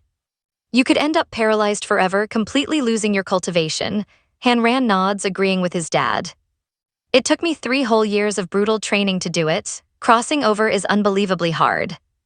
Han Sheng quietly thinks that while cultivation sounds tough, he already has over 6,400 rage points stored up. With that kind of bank, he can easily level up a few times. Suddenly, his system pops up. The system congratulates him for reaching the 5th stage, and then the system girl suddenly plants a kiss right on his forehead. Han Sheng completely loses his mind and yells, "What the hell, who are you?" Seeing him suddenly clutch his knees, everyone panics. Miss Yan Lan gasps, asking him if he's doing okay. Han Ran stares in pure disbelief, wondering how it's even possible for him to break through again. Like, how does anyone rank up this fast? Meanwhile, our main character is just standing there completely dazed. He wonders if the girl he just saw was even real or just a wild hallucination. Suddenly, Miss Yan Lan tackles him in a happy hug. She congratulates him for reaching the Earth level at absolute lightning speed. Even his dad, Wen Guan, is speechless. Just days ago, this kid was the family's ultimate embarrassment. And now he's the youngest prodigy in the city, and you and I know he's just getting started. Alright, you and I are about to see just how wild this kid's brother gets. Han Ran immediately asks, "Yo, big bro, how are you feeling? Are you in any pain?" Han Sheng shakes his head with a massive grin. "No way, bro, I feel absolutely incredible, you were totally right. This spiritual energy is crazy. I feel 5 times stronger now. Honestly, I do not care about the Lian family, the Chen family, or even the Shengyuan family anymore. Even if all 3 clans jump me at once, I'm not sweating it." Wang Yuan just sighs, "Man, can you think about literally anything besides throwing hands?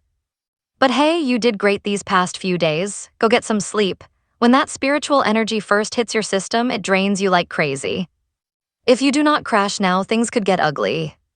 Han Sheng chuckles to himself. Dad was literally fuming earlier, but once I leveled up, suddenly he is Mr. Polite. Wang Yuan turns to Princess Yan.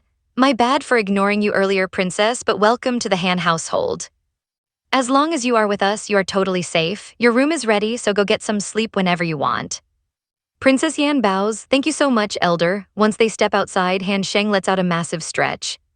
"Finally, sleep time. I have been grinding nonstop since this morning." Out of nowhere, the princess walks up and hugs him tight. "Hey, I have a quick question for you," she whispers. Now pay attention, guys, because she asks him the ultimate question. "Why risk your life for me?" Han Sheng just shrugs like it is nothing. Simple as that. Princess Yan stares at him closely. Wait, so there really was no other reason? Han Sheng blinks, like what else would there be? She blushes, looking down. Young Master Han Sheng is just a sweet, wholesome guy, and here I was overthinking the whole thing. Princess Yan speaks up, since you did all this, I want to repay you. Han Sheng immediately shakes his hands. No, seriously, don't worry about it, but she slides a mysterious pill right into his palm. Han Sheng is totally lost. What is this? She explains, it is a recovery pill, you burned way too much energy in that fight. Pop this and your stamina will be fully restored. Seriously, thank you again for saving me.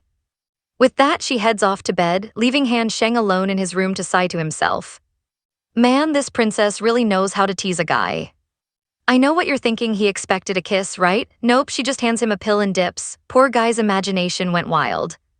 A good-looking guy like me, she will be back. Next time she won't be giving me medicine, she will be in my arms.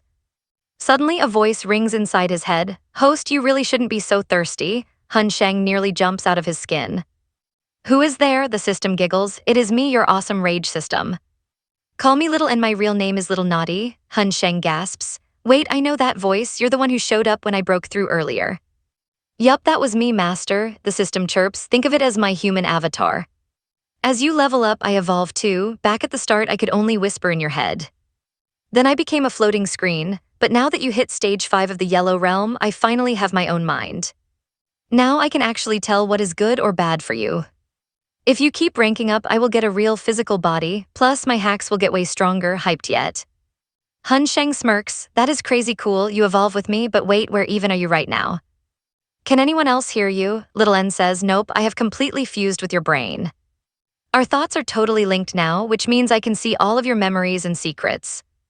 For example, you watched 1086 movies in your past life and I have got them all. Han Sheng gets super dramatic. Ouch, you just rubbed salt in the wound. In this ancient fantasy world, where am I gonna watch blockbuster movies? Feeling embarrassed, Little N sighs. Host, is there literally anything wholesome in your brain? Out of those 1086 movies, you couldn't watch even 6 with your family. Your head is full of garbage. Han Sheng snaps back, hey, do you know how much cash I spent buying all of those? I paid top dollar and you pirate them for free and still complain? Unbelievable. If you watch them all, you owe me subscription fees. Suddenly a knock sounds at the door. Han Sheng gets hyped. And trust me, you and I are going to want to see who's behind that door. Han Sheng thinks the princess is back for round 2. Time for a proper thank you. Smiling like a total boss, he swings the door wide open. All right, you and I are jumping right in, because before he can even finish talking, evil spirits lunge out. Han Sheng leaps back, totally freaked out. What in the world, a real ghost? This ugly thing looks awful. She trips just once and completely wrecks the place. Han Sheng starts screaming, Dad, bro, where did you guys go? A ghost is after me, get over here and save me. Mentally, Han Sheng is complaining hard, no way I am touching this nasty ghost. Better let my dad and brother deal with it. But after waiting around, there is absolute silence. Han Sheng is totally lost. Why is nobody showing up? This annoying ghost is blinding me with all this mist. I cannot see a thing. Screw this, I am heading out. Outside, her little fog trick should be useless. But the second he steps out, a creepy one-eyed ghost pops up right before his eyes. Han Sheng almost loses his mind. What is this, some kind of buy one get one free deal? I have no idea how to fight ghosts. If my moves do not work on these things, I am completely done for. Plus, they are incredibly ugly. Just staring at them ruins my whole vibe. Whatever, let's just throw hands and see what happens. Now watch this, he swings at both ghosts, and to his absolute surprise, the hits actually land. He figured ghosts were untouchable, but it turns out soul power can seriously mess them up. He grabs the one-eyed ghost by the face with a huge smirk. You came here to scare me? You picked the wrong guy, buddy. Now I will show you what terror really feels like. Everything you did not learn when you were alive, you will learn today. Saying that, Han Sheng casually snips off the ghost's hair, instantly scoring 158 rage points. His eyes light up instantly, so even bad spirits can give me rage points. This is amazing, let's farm these points. He starts bullying the poor ghost without mercy, collecting endless rage points. Minutes later, Han Sheng is hyped. He already bagged over 3,000 rage points. This ghost is literally a walking goldmine. He smugly laughs, saying that was only level 1 of getting bullied. Now get ready for real terror. You are about to become the biggest joke in the ghost world. Furious, the ghost charges back at him while the second one leaps in to strike. But out of nowhere, Princess Yan dashes in and vaporizes both ghosts with one hit. She runs over to him. I know what you're thinking, but our guy is actually devastated because she just killed his perfect little gold mines for easy points. Princess Yan just blinks, totally confused. Hey, you do not have to be scared anymore. I wiped out all the bad spirits. Han Sheng coughs awkwardly, playing it cool. Who said I was scared, but inside he is sweating. How do I explain that she just ruined my perfect cultivation training session? He gives her a curious look. So you can fight ghosts as well? That means you are a cultivator too? Princess Yan smiles. If I was not, do you really think breaking out of the Martial King Palace would be a piece of cake? Just then, Han Ran arrives. Hey bro, did you finally get over your fear of ghosts? When Guan calmly pipes up, do not hype him up too much. Those ghosts were only Yellow Realm tier. Taking out weaklings like that is seriously nothing to brag about. Suddenly everything clicks for Han Sheng. So that is why nobody came. Dad definitely knew about the ghosts and told everyone to back off. He wanted me to fight them alone. Honestly, they do not care if I make it or not. Whenever things get crazy, they just throw me into the fire. He shrugs. Bro, it does not matter if Dad hypes me up. He already said I am the fastest cultivator of this generation. Which basically means I already surpassed him, so why would he compliment me? When Guan narrows his eyes. You have developed quite a mouth, kid, but since you are leveling up so fast, I have a special mission for you tomorrow. You will go with your brother to sneak into an evil spirit nest and take them all down. Han Sheng completely freezes. What kind of crazy suicide mission is that? When Guan breaks it down. A massive wave of evil spirits showed up outside Yunnan Town, and I am sending you to clear them out, he thinks. There was a barrier outside Yunnan Town keeping the bad spirits away. But that seal is failing, so ghost attacks inside the town are going crazy. That is why they need to go. They have to investigate the whole mess, but when Guan blinks, Han Sheng is already gone. When Guan frowns, where did he run off to? Suddenly a loud crying voice echoes from the distance. And that is where we leave it, with our hero begging his dad not to throw him to the ghosts. Alright, you and I are watching a lazy main character tell his dad he refuses to fight and just wants to blow his cash. Why not send beasts like Butler do instead? If I do not blow through your hard-earned cash, it is literally going to waste. When Guan looks ready to explode, he warns him to get lost before he pulls out his beating stick. Han Sheng quickly switches up his vibe. Look, this gig you want me to do is incredibly sketchy. If anybody else tried to drag me into this, I would have bounced instantly. But since you are my dear dad, I will do it, for a price of 10,000 silver taels, of course.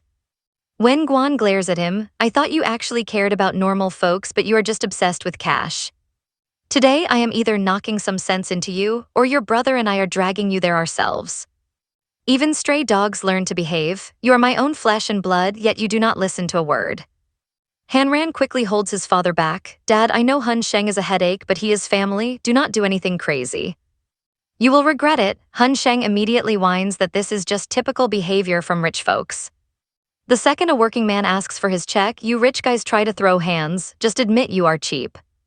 You just want free labor. That petty line gets Han Sheng another 88 rage points from his dad, making Hanran sigh. Bro, stop playing around. You really need to listen to our dad. The situation out there sounds incredibly dangerous. We need to roll out right now and save those townspeople. Now don't blink, because this is where our boy ties on a headband and gets that wicked smirk. I have got some unfinished business to handle. Once I get my sweet revenge, we can bounce. Han Sheng knows the genius behind that dumb assassination attempt is close by. It is time for a lesson. Right outside, we see Chenju creepily pressing his ear against the wall to spy on them. He whispers that Han Sheng is awfully quiet now. The coward used to lose his mind over evil spirits, and Chenju just sent 2 real ones after him. I bet he was so absolutely terrified that he wet his pants. He probably passed out, or better yet, died of pure fright, but suddenly a crazy gust of wind starts howling. Chenju freezes up. Why does it feel like some terrifying monster is creeping up behind me? Right then Han Sheng manifests out of thin air, whispering in a creepy voice to give him back his life. If you do not, I will end you. Chenju almost drops dead of a heart attack, screaming about ghosts. Han Sheng laughs inside. This guy really thinks he can run? He unleashes ghost fire, making Chenju scream for his life. You and I both knew this guy was a coward, and now he is crying like a little baby. I am obviously alive, bro. Your dumb plan totally bombed, but man, you have got some serious guts. You really tried to hit me with evil spirits. How should I punish you? Then Han Sheng notices something weird. Wait a second, Chenju, why are you rocking red underwear? Are you trying to play Superman or what? Chenju totally panics. No, it is not like that, please forgive me.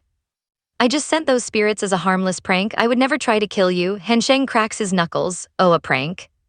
Cool, let me prank you back with my soul palm. Survive 10 hits and you can walk away.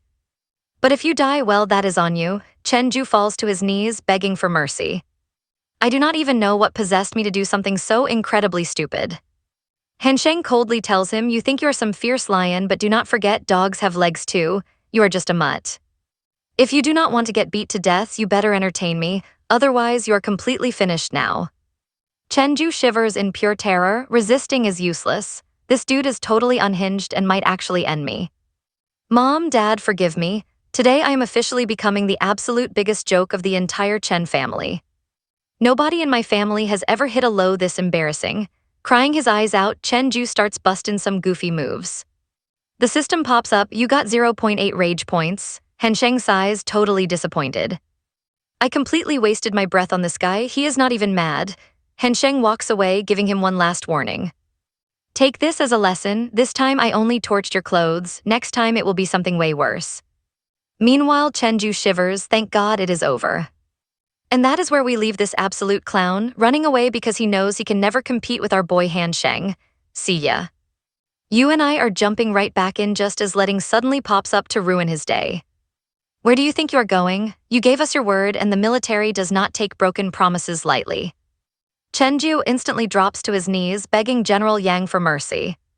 We only messed up because Han Sheng is way stronger now, but check out this awesome bribe I brought you. Please forgive me once you see this. One of Letting's soldiers inspects the item and gasps, calling it an unbelievable treasure. It is so incredibly pricey that regular folks could never afford it. I knew the Chen family was loaded, but this is next level. Letting narrows his eyes, thinking hard. This kid has killer cultivation talent and insane wealth. He might actually come in handy down the road.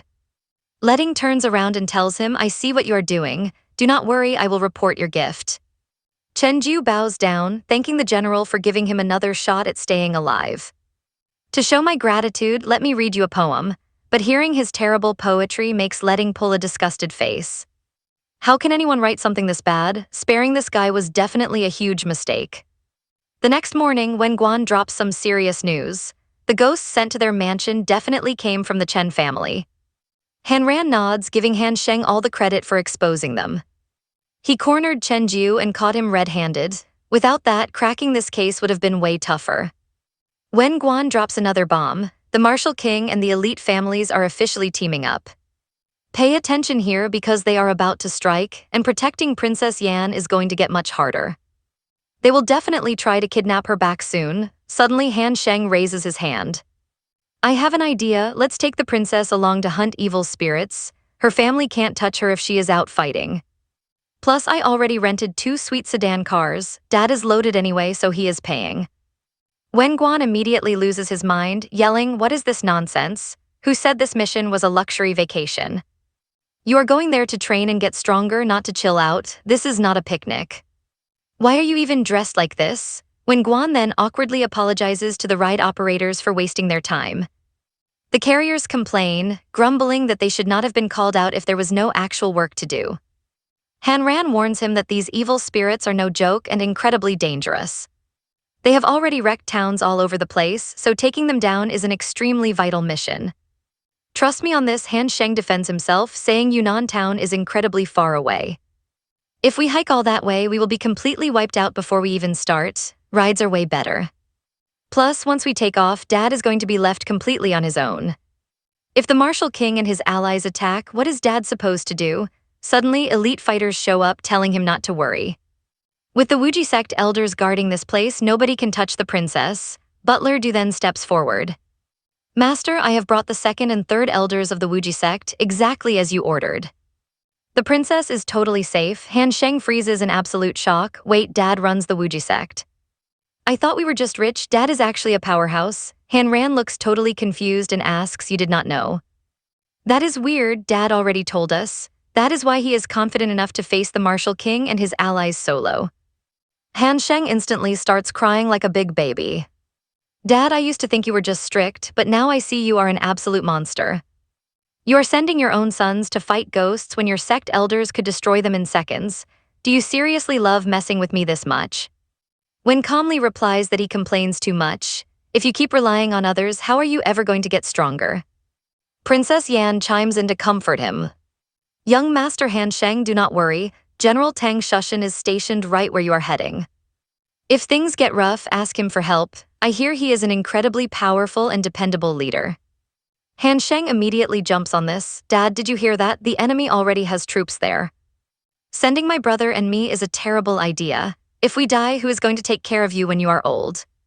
Wen shakes his head. Trust me, the general stands no chance against their insanely powerful leader. That is exactly why I am sending you both. And before Han Shen can argue, his dad punches him cold. Stick with me, it gets wilder. He then calmly tells Han Ran to look after his brother and throw him straight to the evil spirits. If he never fights them, how is he ever going to learn? With his big mouth, he will get killed if he does not get stronger fast. Han Ran just nods helplessly, saying he understands. I will handle him, Dad. Soon they reach the city gate and Han Shen slowly wakes up while rubbing his sore head. Man, Dad punched me way too hard. My eyes are barely working. Did he seriously hit me for no reason again? Why does he always gotta beat me up? Right then, a little girl from Kinley Village suddenly runs up to them. Brother Han Sheng, you are going to Union Town, right? Please save my mom. Han Sheng immediately recognizes her face. You are that kid from Kinley Village, right? I remember you, your name is Dinner. Han Ran just frowns. Why is she crying? Dad said you have been helping their village a lot and their crops are doing amazing now. So what happened? Tears start streaming down Dinner's face as she says everything was fine until yesterday. My parents went to Union Town to sell fruit, but bandits ambushed them on the road, robbed them, and dragged my mom away. They said they will only let her go if our village hands over some of our young girls to them. My mom still has not come home. Han Ran's face drops. Now pay attention because things are about to get real in Union Town. I thought only evil spirits were causing trouble there, but now bandits are acting up too. Han Sheng angrily clenches his fists. In a town already suffering from monsters, these trashy bandits are making things 100 times worse. I was the one who told them to go out and sell their crops, but I never thought it would lead to this. I am not letting those trash get away with this. Dinner, don't worry, I promise I will bring your mom home safe. These filthy bandits dared to touch my friends, and now I swear they're going to cry tears of blood for this. Suddenly, his system pops up with a new quest to wipe out the bandits, as we shift over to Union Town. One nervous bandit asks, Third Master, do you really think those weak villagers are actually going to bring us girls? The Third Master just smirks. You guys are so impatient, but look over there, they have already arrived. Right then, Dana shows up bringing Han Sheng along, completely disguised in a set of female clothes. The Third Master smiles like a creep. What a gorgeous girl, those villagers really brought us some top-tier goods. Instantly, all the other bandits burst into loud, greedy laughter. The bandits cheer over this gorgeous girl while their master laughs greedily, but you and I know they are walking into trap. Once the boss is finished, it is my turn. Today is going to be epic. Right then, Han Sheng speaks up from behind the veil in a sweet voice. Gentlemen, it looks like you are all planning on having some fun. The Third Master smirks, thinking this girl is pretty bold. But the exact second he pulls back the veil and sees Han Sheng's face, his happy expression completely vanishes. What on earth is this? We demanded girls, what did you people bring us? He furiously screams to his crew, brothers, get them. Teach these damn villagers a lesson, they have gotten way too cocky. Meanwhile, right behind them, Han Ran has already trashed the rest of the gang. The Third Master panics and starts sprinting away. These villagers set us up, they did not send boys or girls, they sent some kind of freaky middle option. Han Sheng just smiles while walking toward him, saying inviting us out here just to run away is pretty rude. Right then, Han Sheng collects 188 rage points from the terrified Third Master. Han Sheng proudly boasts, I am the flower of Lion City, and if you ignore me, I will turn into a devastating wildfire. Immediately, he triggers his electric fluke attack and vaporizes the Third Master on the spot, making Han Ran sigh in disbelief. Honestly, those guys were absolute trash, we could have crushed them instantly. Why did you have to create all this extra drama? Han Sheng just grins, I cannot work without having some fun. He thinks to himself, there are tons of mounted bandits here, meaning I can farm a massive amount of rage points. The system instantly warns him, Master, you are getting too greedy, do not let your greed put you in danger. Han Sheng just shrugs, I am just taking out some bandits, how is that dangerous? The system answers seriously, host, you are completely underestimating the raw power of the people in this area. Their boss is at the first stage of Earth Realm. Trust me, you and I are gonna wanna see if he survives this reckless move. Rushing straight to their boss is pure suicide. Han Sheng just rolls his eyes. Let's dive into this wild story where our hero roasts his own system for being a coward instead of facing danger. Who are you to lecture me anyway? Finding me wasn't my good luck, it was your lucky day to link up with me. You only get power because I'm awesome, and drop that host garbage, start calling me master instead. I just love the sound of that. Meanwhile, the third master standing nearby is completely lost, wondering who this weirdo is talking to. Wait, is he trying to make me call him master? Once the system fades out, Han Sheng just groans about how annoying it is. The terrified third master quickly squeaks, master, I'm calling you master now. Are you happy? Hanran stares at his little brother in complete shock. I'd be fine if he liked girls, but why is he into this weird stuff? Han Sheng immediately starts waving his hands in a panic. I wasn't talking to you, don't call me master, and brother, don't get the wrong idea, I'm 100% straight. Soon, the brothers reach the bandit hideout where two guards block them, demanding to know what they want. No entry without permission. Now watch closely as Han Sheng mocks their security and starts roasting these guys. What is anyone going to steal from you? You're all just broke beggars living off stuff you steal from others. The guard Lu blows a fuse, instantly giving Han Sheng 88 rage points as he aims a spear at his face. How dare you insult us? Han Sheng casually points to the third master and says, he made me say all that. If you want payback, take it up with him. Guard Liu yells, nice try, but we know that's our third master. Let him go right now and we'll call our boss out here. Han Sheng just smirks. Tell your boss to wash his neck first. I don't want trash blood ruining my outfit. Hearing the news, the head bandit finally rolls up. Meet Jai Dahu, leader of the Black Dragon Bandits. Dahu sneers coldly, I don't care what random punk showed up. But after talking this much garbage on my home turf, you are absolutely not leaving here alive. Did those fools really think they'd walk away? Lead me to the brat running his mouth. Meanwhile, Han Sheng is getting impatient, but pay attention here, Dahu suddenly blindsides him with a brutal attack. Han Sheng barely evades the blow, realizing this guy is at the first stage of the Earth Realm. Perfect, I can test my power and farm a ton of easy rage points off this guy. They immediately start trading heavy punches, and Han Sheng quickly notices this guy's boxing skills are actually legit. Looks like I'm finally going to feel some actual pain. Suddenly, boom, Dahu lands a massive hit that sends Han Sheng flying. Han Ran rushes in to shield his brother, hey, are you okay? Are you hurt? Dahu laughs arrogantly, you guys have some real nerve trying to invade my territory. I don't care if it's one of you, two of you, or even 10 of you, every single one of you is dying today.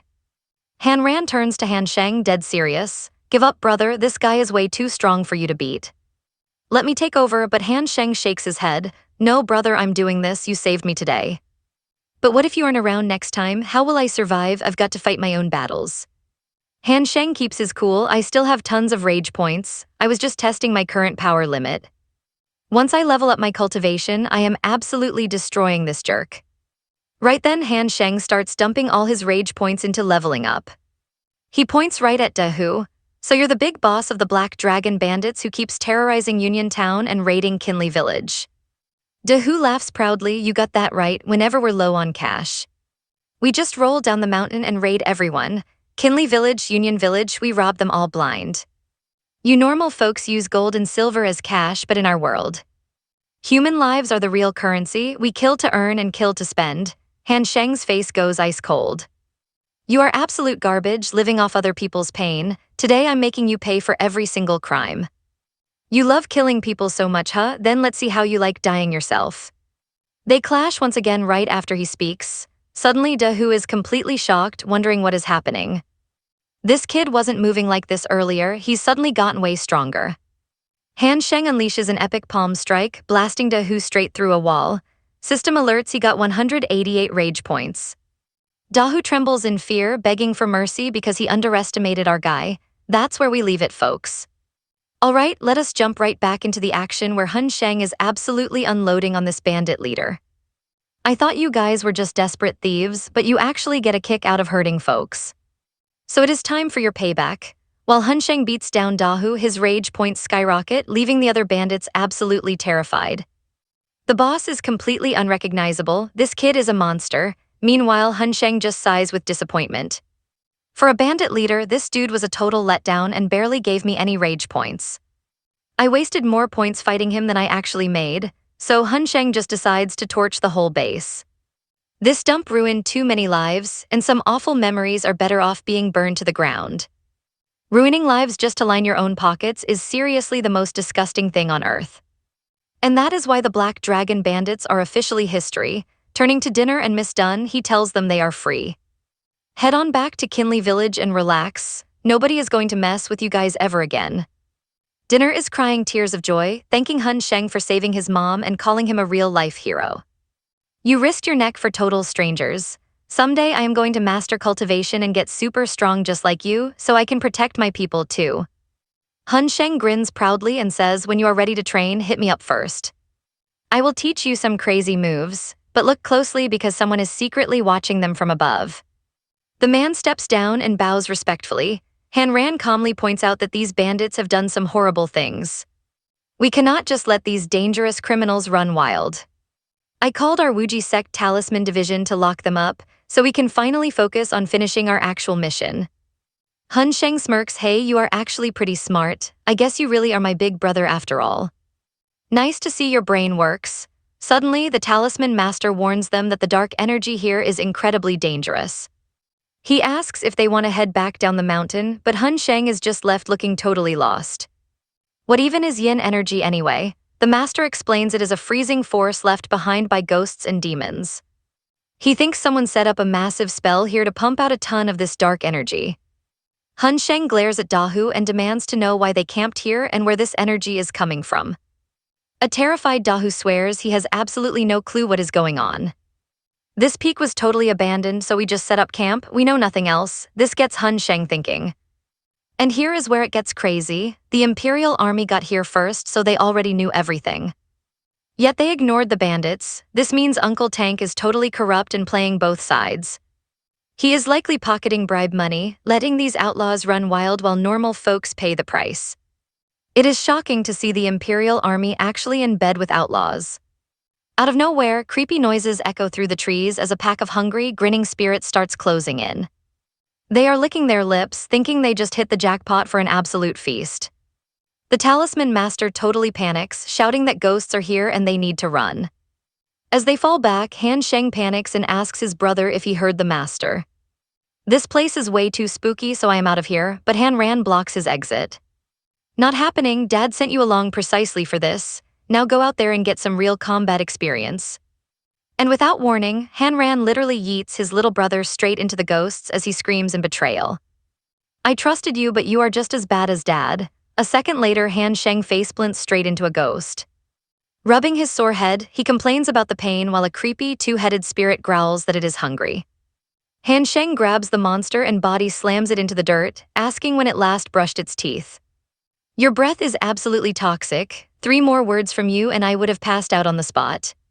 He turns to the rest of the pack with a cocky grin, saying they are the only ones left. So how do you guys want to get trashed? After easily cleaning house, the brothers finally reach the lair of the lead spirit. Han Sheng laughs it off, saying these guys look tough, but they are actually total pushovers. Han Ran warns him to stop fooling around because they are now in the most lethal zone on this mountain. Trust me, this big bad is on a whole different level than those weaklings. Alright, you and I are diving into a wild story where this creepy voice booms from a dark house, warning some weak humans for stepping into its zone. The voice claims the place, but our main character, Han Sheng, instantly claps back, saying only dogs mark territory, so is the ghost just a puppy? Han Ran totally loses it, begging him not to trigger this terrifying, high-tier phantom named Spectre. He warns that poking this beast is a death sentence, but Han Sheng is secretly hyping himself up. If this ghost is a powerhouse, he'll farm tons of rage points. Plus, with his big bro carrying him, he's basically invincible anyway. Time to troll as much as he wants, hoping this phantom doesn't turn out to be a total flop. So Han Sheng casually grabs a branch and begins doodling in the dirt, leaving his brother completely baffled. He asks what crazy stunt he's pulling now, especially since the defensive seals are totally falling apart. They could get jumped any second, but Han Sheng just shrugs it off, telling bro he's just going to greet Mr. Spectre. He marches right up to the front door and yells, "So you're the loudmouth talking trash inside." Now pay attention here because he is about to call out this boss, telling him to stop hiding and step out. Are you chicken? And what's up with that sketchy glowing light radiating from your living room anyway? Is this some sketchy underground moonlight nightclub? Because if so, that heavy electric bill makes total sense. Spectre absolutely blows a fuse, roaring that no puny human has ever dared to troll him like this before. Give me your name before I end you, and how dare you call my sacred home a moonlight bar? This massive temper tantrum immediately nets Han Sheng 388 rage points, while he realizes the army is secretly backing these ghosts. It's the perfect setup to crush both enemies at the same time, so he proudly shouts out his fake identity. Listen closely and prep your neck, because these very hands are going to take your head right off. And the name on your tombstone is Tang Shishin. Han Sheng smirks, remembering how that military jerk helped those bandits. Now that villain gets his karma. After that, Han Sheng keeps roasting Spectre without taking a single breath. Why are you hiding in your moonlight nightclub anyways? Even turtles poke their heads out, but you're hiding like a total coward. Your grandpa came all this way to school you, so get out here right now. Thanks to his non-stop trash talk, the free rage points just keep rolling in. Okay, you and I both know Han Sheng's a troll, but watch him call this ghost the biggest coward ever. You're taking all these insults and still staying inside? Come out now or I'm taking a leak straight on your front gate. Spectre completely loses his mind, giving Han Sheng another massive jackpot of rage points. Unleashing his terrifying power, the ghost roars that he was trying to chill, but today is a fight to the death. Han Sheng notices a huge problem. This guy didn't show up solo, he brought his whole squad. Spectre screams in absolute fury, promising to butcher every single human in sight. But his first target is that loudmouth Tank Zushin, as the ghost vows to punish him while Han Rand steps up to block him. Forget Tank Zushin, I am going to be your opponent today. Han Sheng panics, asking if bro is really going solo, but Han Rand confidently tells him to go hide since the ghost is way stronger. Our main character immediately turns around and bolts, leaving his brother to deal with the mess. He yells his thanks, admitting that Spectre is far too dangerous for him to handle. Spectre screams to block the yellow-clad brat and rip Tank Zushin apart, showing everyone what happens when you mess with them. As the ghosts chase after him, Han Sheng smirks because his crazy plan worked out. These fools fell right into his trap, meaning he can punish the Imperial Army without even getting his own hands dirty. He screams out for General Tank Zushin to save his life. Who is yelling my name? Suddenly, we see Tank Zushin himself, the deputy commander of the Imperial Army and a fifth-stage cultivator of the Earth Realm. But seeing Han Sheng sprint toward him with a literal army of screaming phantoms hot on his heels completely breaks his brain. Han Sheng slides in, crying that he finally found the only hero in the world strong enough to save him. Tank Zushin stares at this absolute weirdo in total confusion. He asks why he's acting like they are best buddies when they have literally never met. And that's where we leave it. You and I can only laugh at this commander getting totally blamed for Han Sheng's trolling. Alright, let's jump into a story where every single evil spirit has it out for our guy. I did nothing to these creeps, but since they're already here, we have to throw hands. Tank Zushin screamed. The Martial King ordered us to trash every single ghost here. Listen up, crew, roll out, wreck these phantoms, and show them exactly why they messed with the wrong squad. But the second the brawl kicks off, the soldiers find themselves getting absolutely wrecked. Zushin starts sweating bullets, thinking there are way too many ghouls, while his boys scream, "Boss, what's the play? These ghosts are straight up overpowered, we can't block them." Zushin gritted his teeth. My squad is getting wiped out, and if I stay here, I'm toast too. Zushin slowly backs away, yelling, "Hold the line for a minute, fellas, I'm going to grab some backup." Han Sheng is totally dumbfounded. How can a leader be this shameless? His men trust him with their lives and he just bails on them. Han Sheng grabs him right away, shouting, "General, you can't just dip like that." But as Zushin struggles, his pants fall right down to reveal his boxers. Wait, you gotta see this. Are those red duck print boxers? Han Sheng bursts out laughing and even a ghost starts roasting him. Mystery solved. We've been wondering all year what kind of underwear the general wears, and now we know. Red duck boxers, Zushin snaps. How dare you clown me like this? You ghosts don't even have room to talk. You creeps don't even wear underwear. You're literally just floating around naked in front of everyone. Han Sheng smirks. General, why run? I thought you said these ghosts were nothing but light work for you. Didn't you say you'd scare them with one look? You called yourself a lion and labeled them as dogs. So why is the big bad lion running from puppies? Go show them who's boss. Prove who's the real beast here. The ghosts instantly lose it, screaming, "Tank Shushin, you talk way too much smack. How dare you call us naked? We're gonna wreck you." Shushin immediately starts backtracking in a total panic. My bad, it was a slip of the tongue. Meanwhile, Han Sheng starts farming a massive wave of rage points from him. Han Sheng is secretly hyped since Tank's anger is pure gold. I've messed with strong masters before, but this guy is a literal goldmine. He then glances back at the battlefield. Now let's head over to the main fight together, and trust me, things are about to get wild. Over on the other side, Han Ran and the Spectre are locked in a brutal, heavy showdown. Han Ran unleashes a massive blast that shatters the Spectre's seal. The ghost growls, "Kid, you've got skills. You're a solid cultivator, I'll give you that, but now the gloves are coming off and you are finished, kid." Get ready to feel true terror, but before he can even finish his speech, Han Sheng chucks a rock at him.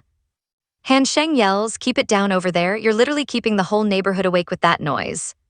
The Spectre snaps, "You little brat, you came back." Han Sheng just sighs dramatically. "Man, I really regret calling you out. You're easily the ugliest creature I've ever seen, and your voice is straight up painful.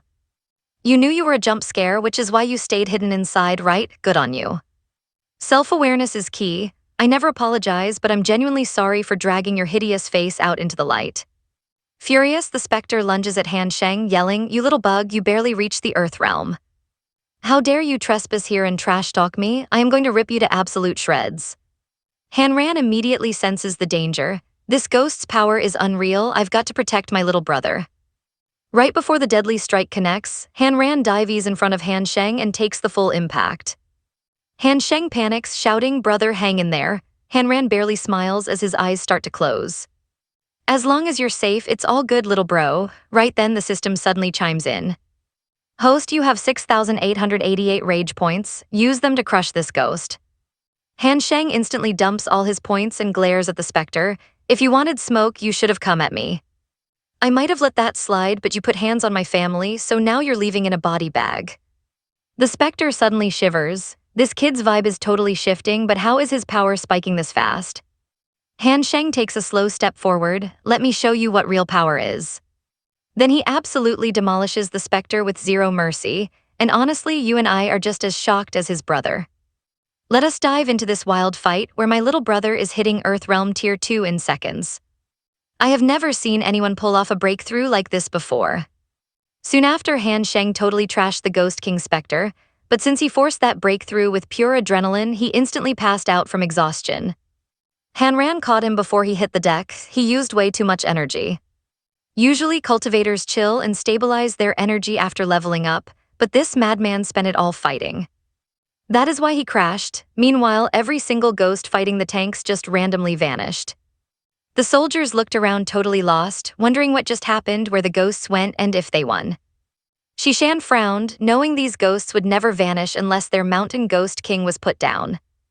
But Spectre was a beast, so who actually beat him? Then he spotted Han Ran nearby, assuming the young master must have finished the job. Since the boss wanted me to play nice with the Wuji sect, meeting this young master is perfect timing. This is a golden opportunity, Shishan immediately approached with deep respect. "Young master, did you handle the Ghost King? Pay attention here because this is where things get super awkward." It is crazy seeing someone so young be this skilled, but Han Ran calmly said, "I am not the guy who did it. My little brother crushed the Ghost King, so thank him instead." Hearing this, Tang Shushin completely froze in shock. "Wait, is this not the same brat who ruined my entire night?" Meanwhile, our passed-out hero started mumbling. Han Ran leaned in, listened, and grinned. He says if you want to thank him, you should start by kneeling. Zixuan was totally speechless. This dude is insane, provoking people while completely knocked out. That move just earned Han Sheng another 388 rage points from Zixuan. Getting ready to split, Han Ran said his little brother was pretty beat up, so they really needed to get going.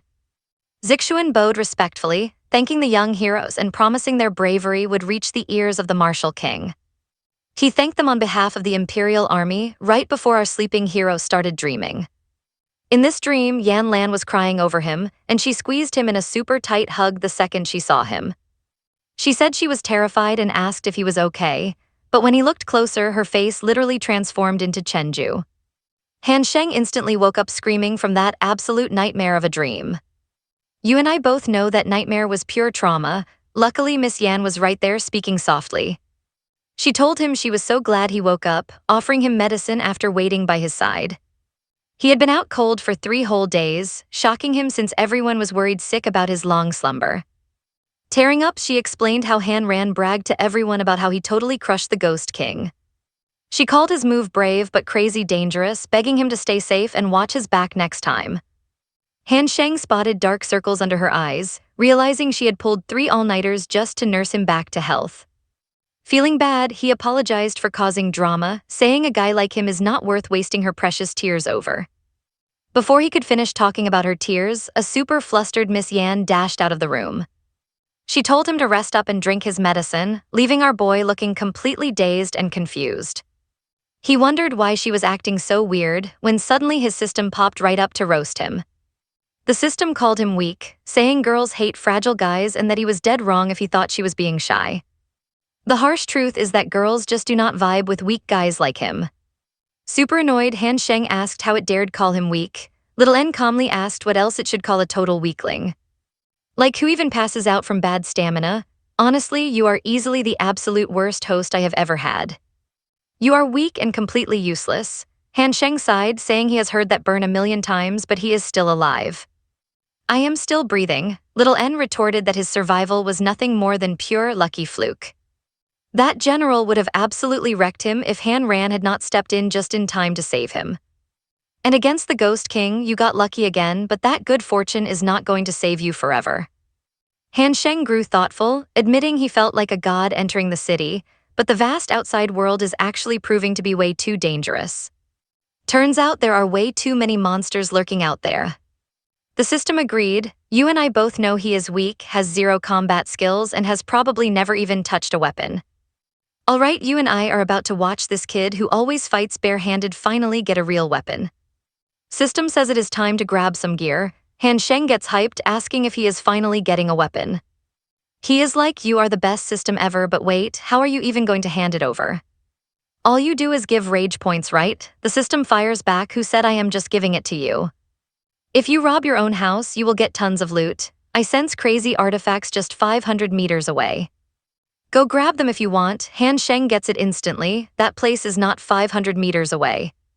It is literally my house, our family treasure vault. In no time, he is standing right outside the vault. Peeking around, he mutters, why are these guards already on duty so early in the morning? Do they not eat breakfast? The system totally roasts him. You have not eaten either, but the second you got a chance, you ran to steal from your family. Han Sheng rolls his eyes. You are talking way too much lately. Looks like you forgot the lesson I taught you last time. Stealing from your own family is not theft. It is just taking back what is rightfully yours, okay? Those guards are staying put, so we need a backup plan. Little N asks if the host is already quitting. I thought you had guts. Han Sheng smirks, watch closely because I am obviously about to sneak inside. How are you a system if you do not get this? A moment later, Han Sheng sneaks right inside. Inside, legendary loot is shining everywhere. Han Sheng is staring in absolute shock. This place is insane, but picking just one item is going to be incredibly tough. System, hurry up and point out the best one. Just give me the strongest weapon here. Right then, a sword floats right up to him. His eyes go wide. This blade looks awesome. This is definitely worthy of me, but suddenly the system freaks out and tells him to run. That blade is the strongest thing here, and since you cannot control it, it is leaking a ton of wild energy. At this rate, the whole place is about to cave in. Han Sheng screams, why did you not warn me earlier? Instantly, the ceiling crumbles and the guards outside lose their minds.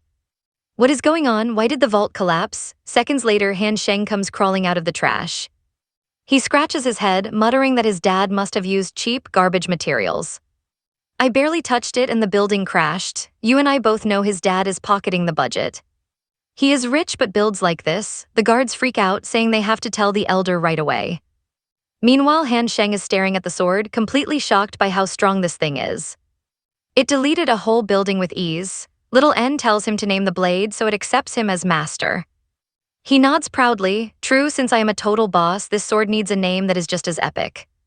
The system nervously asks what kind of legendary name he is picking. Han Sheng proudly declares, from this day on you are little Tommy. The system is utterly horrified. Host, this sword is alive and legendary. Why would you name a god-tier weapon like a pet dog? Right then, he gets 188 rage points straight from the sword itself. He grins. Tommy has got a temper, let us test it by flying around. Right then, Hanran rolls up with the second elder Yinju. Hanran asks if he is okay, and our main character proudly holds up the blade. I am completely fine, just found a sick sword, but suddenly the blade starts flying at them on its own.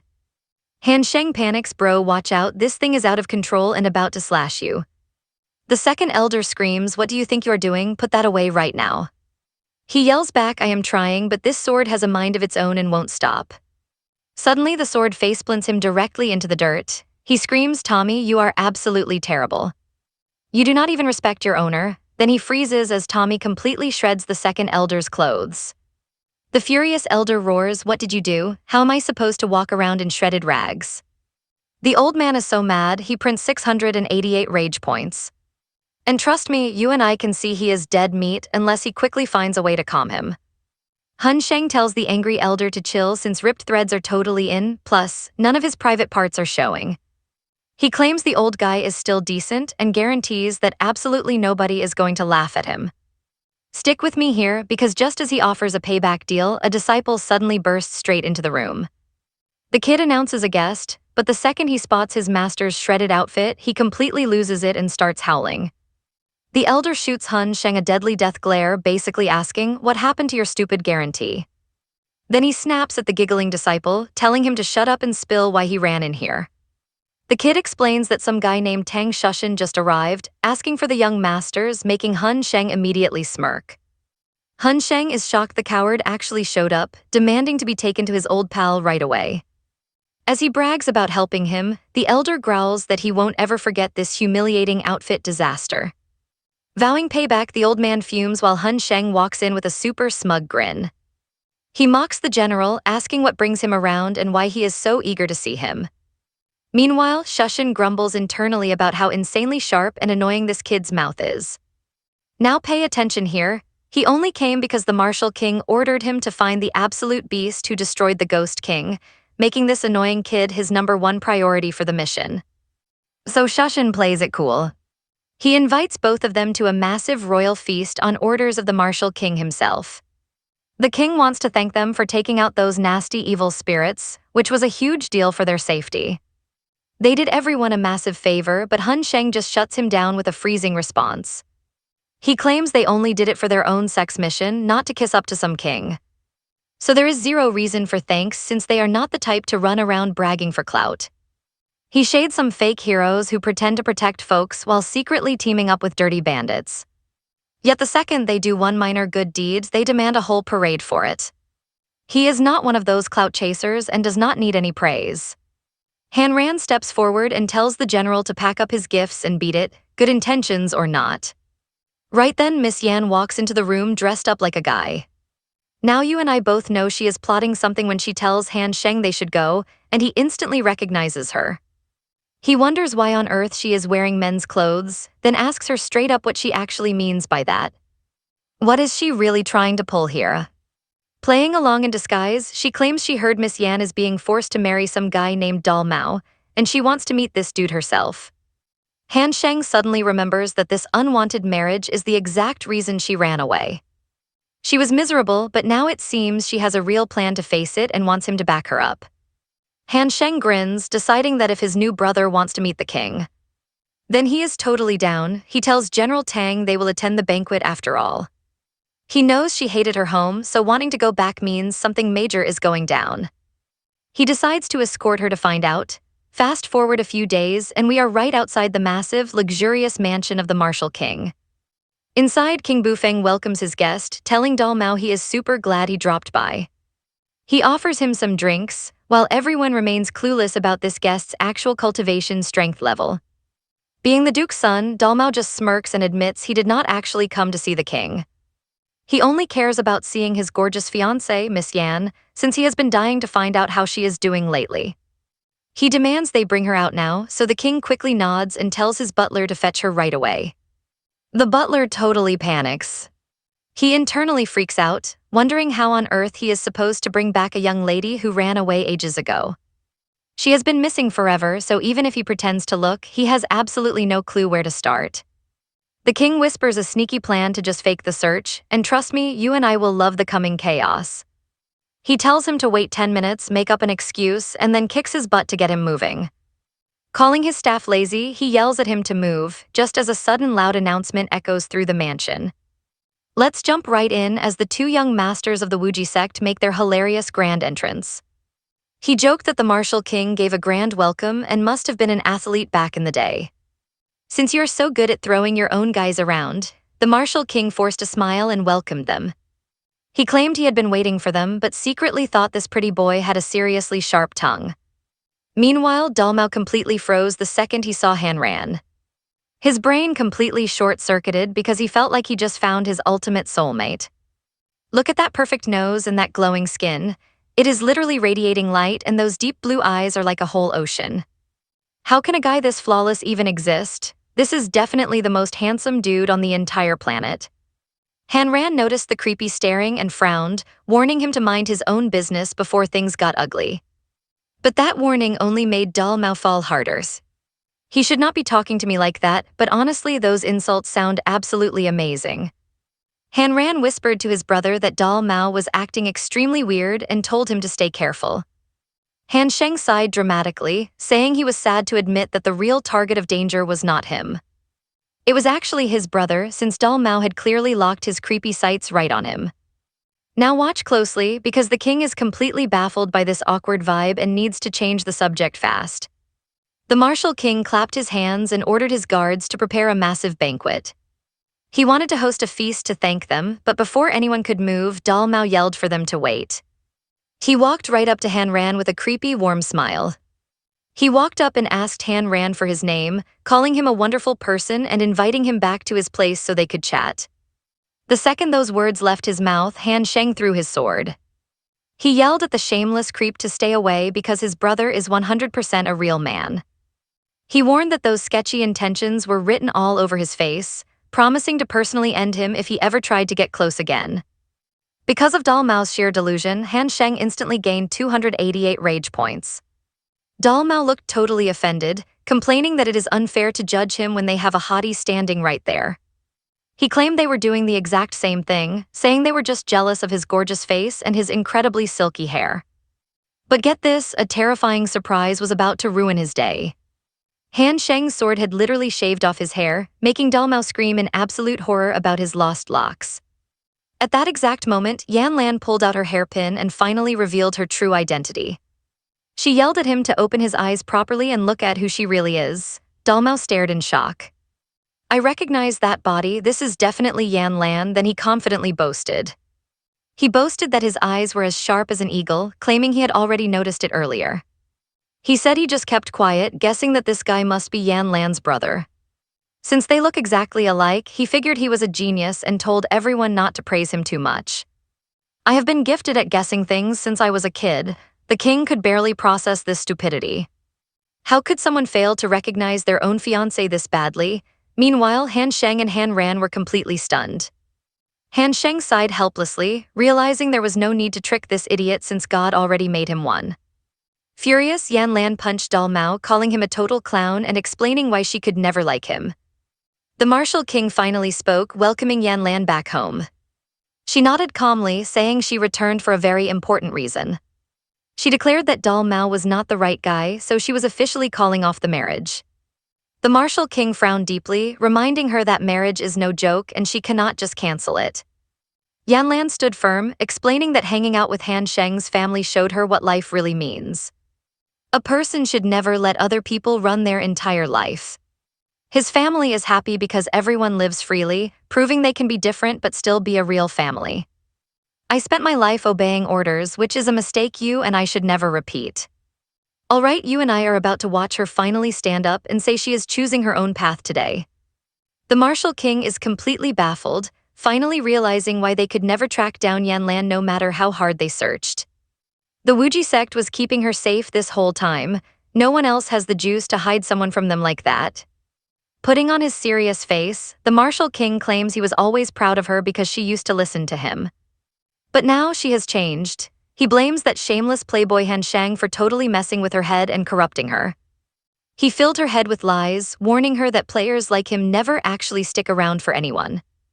So she shouldn't trust him, but Han Shang immediately claps back, saying he finally gets why Princess Yan hated coming home. For real, she has a terrible dad. Your daughter is actually awesome and always obeyed every single rule. She never got to live her own life, but honestly, I am the complete opposite. I never listen to my family, especially my dad. Every single time I go home, I bring pure chaos with me. Yet whenever my dad sees me, he is just relieved. His number one priority is always making sure I am safe. Only after he knows I am fine does he start lecturing me, and even then, his scolding is just because he cares so much. But you just claim to love your daughter. But when she finally gets back home after being gone for days, you do not even care. You do not ask if she has eaten or how she has survived. Instead, you immediately started emotionally blackmailing and pointing fingers at my dad.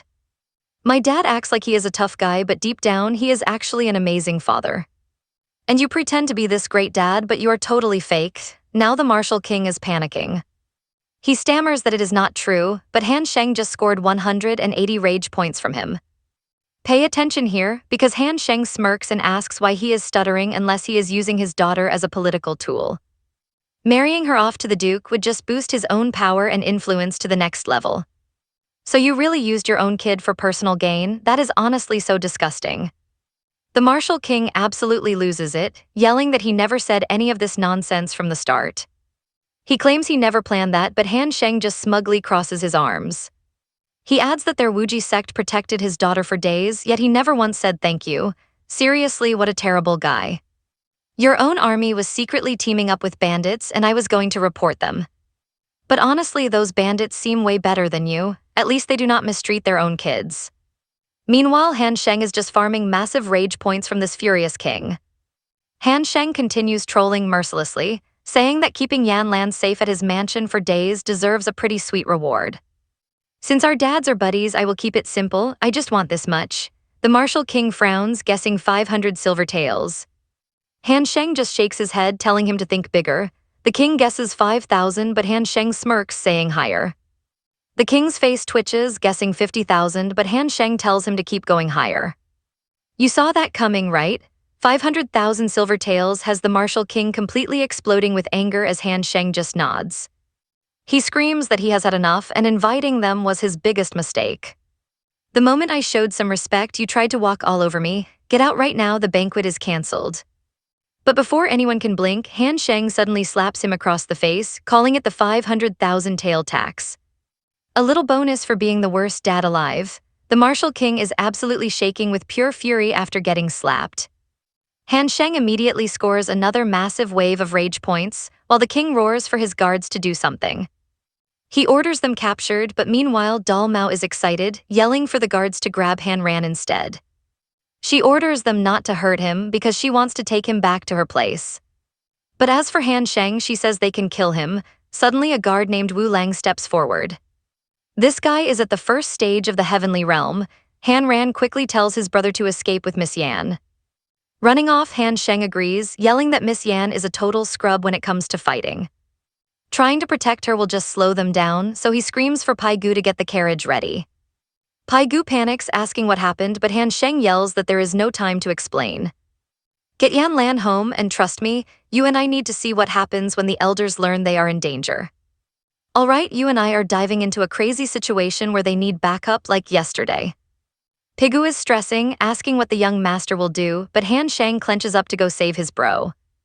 Now pay attention, because on the other side, Han Ran is running for his life from those guards. Wu Lang is talking mad trash, yelling that if he has any guts, he should stop running already. But out of nowhere, Han Nan hits the edge of a massive cliff with absolutely zero ways to escape, ending the whole episode. And that's where we leave it. Trust me, you're going to want to see what happens next time.